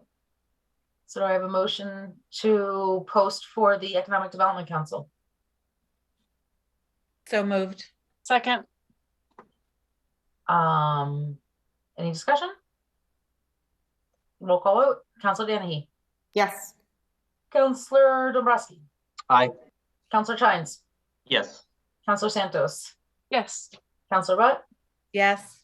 And myself, yes. So that's all already laid out. You can work with Sherry on getting that posted. Okay, item number 11, some stragglers here on license renewals. We need to take these one by one, right? Yes, Steve? Yeah, that's the Yeah, we safer. should. All right, let's do them fast. Let's do it. I'd tell you different if Tom wasn't here. I know. Where's Tom? I couldn't see him fast enough. Okay, let's do this. Let's do this. Renewal of Class 1 license to Liberty Isuzu truck located on 90 Bay State Road. Do I have a motion? So moved. Second. Seconded and moved. Moved and seconded. Roll call discussion. Roll call. Councilor Chines. Just quickly, and this applies for all of these, assuming Ms. Dalton, no issues with the applications and anything like that. Yeah, no issues. They're all set. Thank you. All right. All right. So approval of the Class 1 license for Liberty Isuzu truck on 90 Bay State Road. Councilor Dennehy. Yes. Councilor Dombrowski. Aye. Councilor Chines. Yes. Councilor Santos. Yes. Vice Chair Butt. Yes. And myself, yes. Okay. Renewal of Class 2 license to Liberty Chevrolet at 90 Bay State Road. So moved. Second. Great. Moved and seconded. Any discussion? Roll call vote. Councilor Dennehy. Yes. Councilor Dombrowski. Aye. Councilor Chines. Yes. Councilor Santos. Yes. Vice Chair Butt. Yes. And myself, yes. Okay. Renewal of Class 1 license to Liberty Chevrolet located at 90 Bay State Road. So moved. Second. Sorry. Moved and seconded. Any discussion? Roll call vote. Councilor Dennehy. Yes. Councilor Dombrowski. Yes. Did I say yes? Yes. Okay. Councilor Chines. Yes. Councilor Santos. Yes. Councilor Butt. Yes. We're going back in person next week. You guys all gonna have to wake up or in 2 weeks. Okay. So renewal of Class 1 license to Liberty Mazda located at 81 Bay State Road. So moved. Seconded. Okay, moved and seconded. Discussion. Roll call vote. Councilor Dennehy. Yes. Councilor Dombrowski. Aye. Councilor Chines. Yes. Councilor Santos. Yes. Councilor Butt. Yes. Myself, yes. And finally, renewal of a Class 2 license to Liberty Motor Car Inc. doing business as Liberty Mazda located at 81 Bay State Road. Do I have a motion? So moved. Seconded. Moved and seconded. Discussion. Roll call vote. Councilor Dennehy. Yes. Councilor Dombrowski. Aye. Councilor Chines. Yes. Councilor Santos. Yes. And Vice Chair Butt. Yes. And myself, yes. Okay. Item number 12, a request from the library to accept and expend a gift or gifts to the library in the amount of $15,191 from various donors with thanks. So moved. Second. Moved and seconded. Any discussion on this? Very generous, as we heard earlier. Okay. Councilor Dennehy. Yes. Councilor Dombrowski. Aye. Councilor Chines. Yes. Councilor Santos. Yes. Vice Chair Butt. Yes. And myself, yes. Okay, item 13, warrants. Councilor Chines. Yes. So on February 6th, I signed the warrants listed in the packet 24, 25, 26, 27, 27A, 28, and 30. Total of $18.6 million plus payroll. Details in the packet if anyone has any questions. Thank you. Any questions? No? I'm going to actually flip. I'm going to take prerogative here and flip 14 and 15. So matters not anticipated for the agenda. There has been a lot of discussions about masks. I know some of the counselors were wondering whether it was going to be on the agenda. I initially, at the time the agenda was done, it really wasn't kind of clear. But Steve, I think at this point, it sounds like the Board of Health is going to meet on Wednesday. And Yes. we may be able to give direction to Steve to allow the municipal mandate to be lifted, or I would say discretion to Steve to do what the Board of Health says and apply that to the municipal buildings. That was not very elegant at all. But I just wanted to open that up for discussion, because I feel like we should have the municipalities kind of follow what the Board of Health is, and we can meet again if we need to. But Councilor Dombrowski. So I had asked that this item be on the agenda because I think it's important that we discuss it now. Back in September, on September 2nd, when we put this mask mandate into place, we were under very different conditions than we find ourselves now. We are at over 90% vaccination rate of town employees. And to my understanding, Mr. Mayo, based on your understanding, we've hit our max. We're not going to get to 100%. So we have vaccinated as many willing participants as we're going to. When I voted in support of this back in late August, it was with the expectation that it be in place as needed and not a day more. And I think we've already hit that point. There's not one right answer here with respect to what's appropriate. I do, however, think that when you look at the totality of circumstances, that it's becoming not necessary from a public health standpoint that we require everyone to wear masks. I think it's becoming now more of a personal choice as this virus continues to be in our community, and it's not going away. And I think we all know that, and we don't, and almost any data will support that. But we're not to the level at this point in time where requiring everyone in every municipal building to have a mask is reasonable, appropriate, or effective. And so I think at this point, it would be appropriate. And I think it behooves us, because we voted back at the end of August for this policy in municipal buildings. So just as we voted then, and if you look at the motion, it actually says until a determination by this council at a further date. I don't think we should be abdicating that responsibility. I think we should vote on this issue so that we are clear to the Board of Health where the council stands on this, and then certainly the Board of Health will also, vote separate and apart from us. And they have a broader reach too, because they're also talking about the business and mask mandate. I personally will expect I'll probably continue to wear a mask. And I think others should be encouraged to do so to the extent that they're willing. But I don't think that the kind of mandate we've had in place, people are tired, our employees are tired. This has been in place since September. We've gotten through Omicron now. And if circumstances change and it's appropriate for us to reinstate this, we can always do that. But based on where we are now, I don't see the wisdom in keeping that kind of restriction in place based on where we're going at a state level, at a nationwide level, and even other municipalities. Councilor Santos? I'm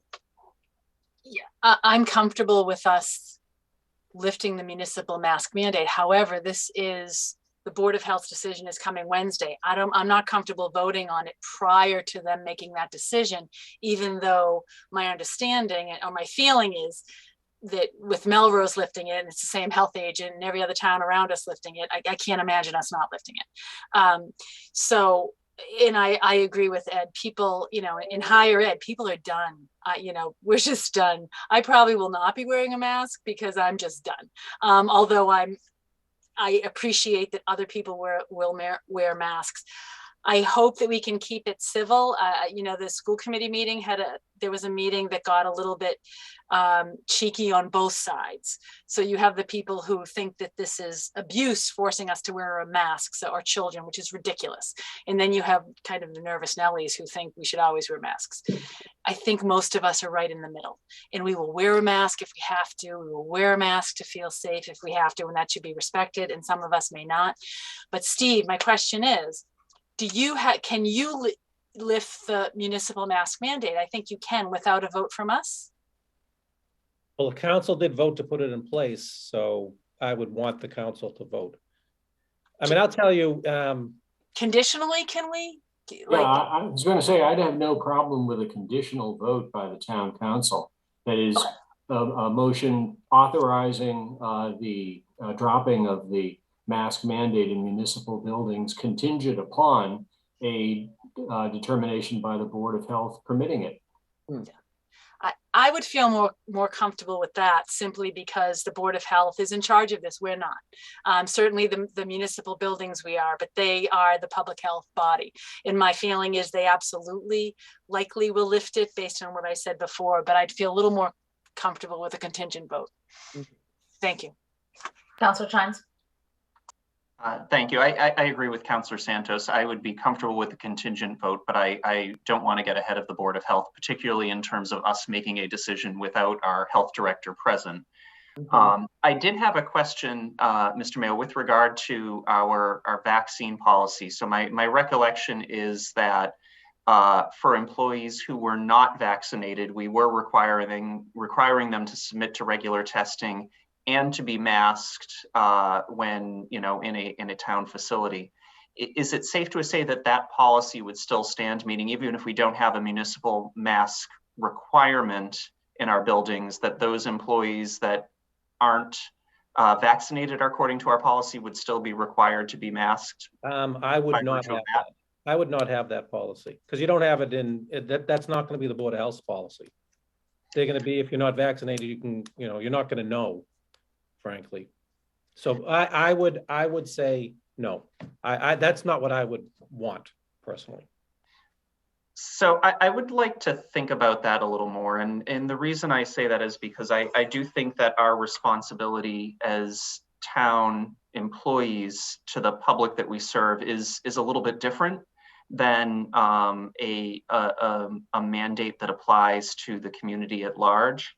I certainly hope that we wouldn't go back on at least the mandated testing to assure that we're keeping keeping our residents safe in their interactions with town employees. I would just encourage us to think about again, in those circumstances where we do have employees that have not gotten vaccinated, that we think about what's the best approach to protecting the public. This is also an area where I think I'd welcome some feedback from the health department, so that we are making a decision on the basis of the right level of evidence and not in isolation as a group of non-healthcare experts here.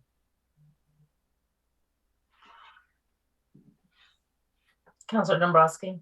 I think at this point in time, we have all become, quite attuned to the metrics that are being used by the health, by the medical community and healthcare providers relative to this. We see every day, the statistics, across our TV screens, or read about them in the newspaper and see them online. We have a whole dashboard to that effect. And I do think that as a council, we have a responsibility to take a vote on the motion that we voted on that put this into place. And I don't think it should be conditional. I think it should be a vote. I think we need to be able to represent what we believe to be the right determination on this. And if that is in conflict with the Board of Health, then we'll have to address that at a later point in time. But I don't think punting to the Board of Health to make this determination is appropriate. I feel like we're abdicating our own responsibility. And if the Board of Health has a different perspective, then that's their prerogative. But I don't expect that to be the case. But even if it is, then that's a separate discussion to be had at that point. So I would be in favor of voting to discontinue the policy that we've had in place in these buildings. Councilor Yanahy? I would just argue that I do think that we need to listen to our Board of Health, because I think that we have to really be following the science, and I think that they have more of the data and more of the insight. I suspect that they will conclude I am in favor of lifting the mask mandate. I suspect that they are too, but I think that they're probably more attuned to things than I am. So I would feel more comfortable with their input. But I'm happy to vote on it tonight with the conditional support. Madam Chair, may I? Yes. I see the Board of Health's decision to abandon its mask mandate for the town as a necessary but insufficient condition for the removal of that requirement from town buildings. That is, your board cannot say, we're going to allow people into and to work in town hall without masks, so long as the Board of Health has an order in place saying every place where the public has access to in Wakefield, you got to have a mask. You know, that is an order that's in place, and you have to respect it. Right. So the Board of Health has to say, we're retracting that rule as a condition of either your removing the mask mandate in the municipal buildings or the school committees removing the mask mandate in the school buildings. Okay, Yeah, so that makes logical sense. I don't see this as punting to the Board of Health at all. I think you need action by both boards if you're going to change the status quo. Yeah. Councilor Chines? So to that end, I'd like to make a motion to terminate the current mask requirement in municipal buildings upon termination of the town-wide mask requirement as approved by the Board of Health. I'm sure there's a more elegant way of saying all of that, but hopefully that's clear. I'll second that motion. Any additional discussion on that? Councilor Dombrowski? I just think an important distinction with voting in this way is that, to Mr. Mullen's point, yes, ultimately, I'll call it a condition precedent to our motion being actionable is the Board of Health approving it. But I think that's different than saying that the way that it is originally framed. So I think under the current structure, if we're voting on a termination of this mask mandate, then it just becomes a technicality of the Board of Health having to obviously lift it as well. That I'm comfortable with presenting it in that way versus saying, well, whatever the Board of Health does is what we'll do. In practical terms, that's ultimately how it works, but I think it's very different optics. Councilor Butt? Yeah, I think I'm disagreeing with you, Ed. I think it is very different optics. We have a Board of Health that has 3 nurse practitioners and a PhD in public health. They are the experts, and we are not the experts. Actually, none of us are medical health professionals here. And so, we have always listened to them and respected their opinion and the science. I do think they haven't come. I don't remember the last time. It's been over a month since Anthony came in front of us. Last Friday, there wasn't a COVID call. I'm hoping there's one planned for this Friday. Yeah, we're on every other Friday schedule. Yeah, so I didn't know if that was still the case. So, I think we let them make their decision on Wednesday. And then if we want to, have another meeting, we've done special meetings before, we can do a special meeting and vote, but I don't, to do it before and do it conditional and us all kind of say, we know how they're going to vote. That's not their purpose. That's not what they do. It's insulting to them who have served us so well over 2 years. We've always deferred to them. They have led our town. Let's let them do their job on Wednesday, and then we can assess after they make their decision. Okay, so we have a motion. Did it get seconded? I've lost track. It did. It did. Mm-hmm. So to Jonathan, you want to say it again? It was more elegant than I can say it. Oh, you're killing me. I know.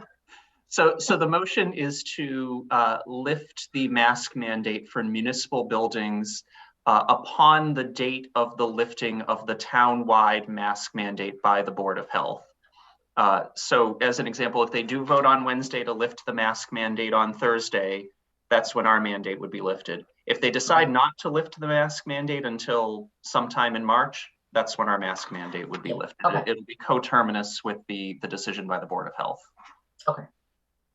All right. I think we've had discussion already. We're going to do a roll call vote on what Jonathan just said. Councillor Danahy. Yes. Councillor Dombrowski. Aye. Councillor Chines. Yes. Councillor Santos. Yes. Vice Chair Butt. No. And myself, yes.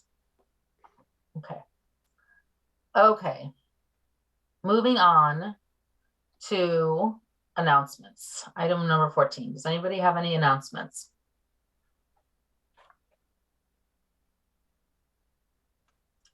Everybody's tired. It's been a long meeting. Councillor Chines. Thank you. Sorry, I'm just slow on the hand raise button. So just a couple of things that I did want to mention. First of all, in terms of the high school building project, the preliminary design program document, which is a very large multi-thousand page document, was submitted to the MSBA on February 3rd, just shortly after our last meeting. The document is all available online if you really want to read it in exhaustive detail, but I think the part that's probably most relevant is the evaluation and discussion of 11 different scenarios that the Permanent Building Committee and the School Building Committee looked at. And what the document does is, of those 11 scenarios, it recommends 3 to move forward for further evaluation in this next phase of the feasibility study process that will lead to a preferred schematic design that will be submitted to the MSBA in May. Just as for reference, the 3 options that were recommended for further evaluation, one is effectively a code renovation of the current building. That's actually required to be one of the options by the MSBA, but certainly not one that, just to editorialize a little, not one that I think is the right option. And I think the sense of the Permanent Building Committee and the School Building Committee is the same. The second is a more comprehensive renovation, expansion, and remodeling of the current building, one that would actually add on significant square footage and also represent a more comprehensive design and renovation of the current facility. And then the third is a new facility that would be built on the site where Beasley Oval is today. And then once that facility is built, the idea would be tear down the existing high school and rebuild the oval on that space. So a lot more to come. Again, some really great materials on the school building project's website, and would encourage everyone to take a look and read through again, at least the section of the document that talks about the options, just to get a sense of the good work that the committee's done. This has represented a lot of work. There have been many subcommittees and work groups that have put in hours and hours of meeting time on this. I think the product is a good one, and again, would just encourage everyone to read more about it. Secondly, I just wanted to also mention that Parent University is coming back in the month of March. It will be all virtual this year, with virtual keynotes on March 3rd and 10th, as well as virtual workshops on the 24th. Sorry, did I write that? The 24th and 31st, I believe, all Thursday nights. And so for folks who are interested, you can register on the town website. Wanted to mention to people, please remember to vote next Tuesday. We do have the special election for our open council seat, and thanks in advance to Town Clerk Sheeran and her team and all of the poll workers and registrars that put in time for that.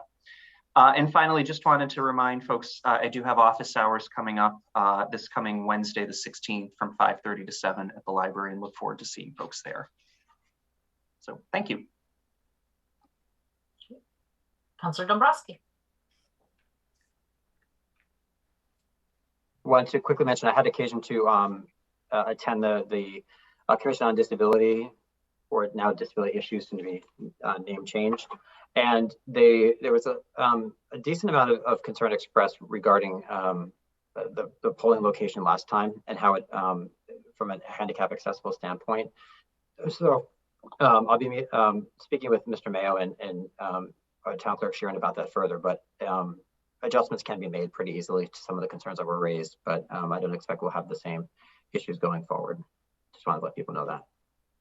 Thank you. Okay. Anyone else? Steve, Tom, Sherry? No? I'm good. Okay. Everybody can go now, go out for their Valentine's dinner at 10:15 at night. Okay, so before we adjourn, our next regular scheduled meeting is Monday, February 28th at 7 p.m. Do I have a motion to adjourn? So moved. Seconded. Moved by Councilor Santos, seconded by Councilor Butt. Discussion. Councilor Danahy. Yes. Councilor Dobrowski. Aye. Councilor Chines. Yes. Councilor Santos. Aye. Vice Chair Butt. Yes. And myself, yes. Okay. Have a wonderful evening and week. Thanks, everyone. Good night, everyone. Wakefield. Good night.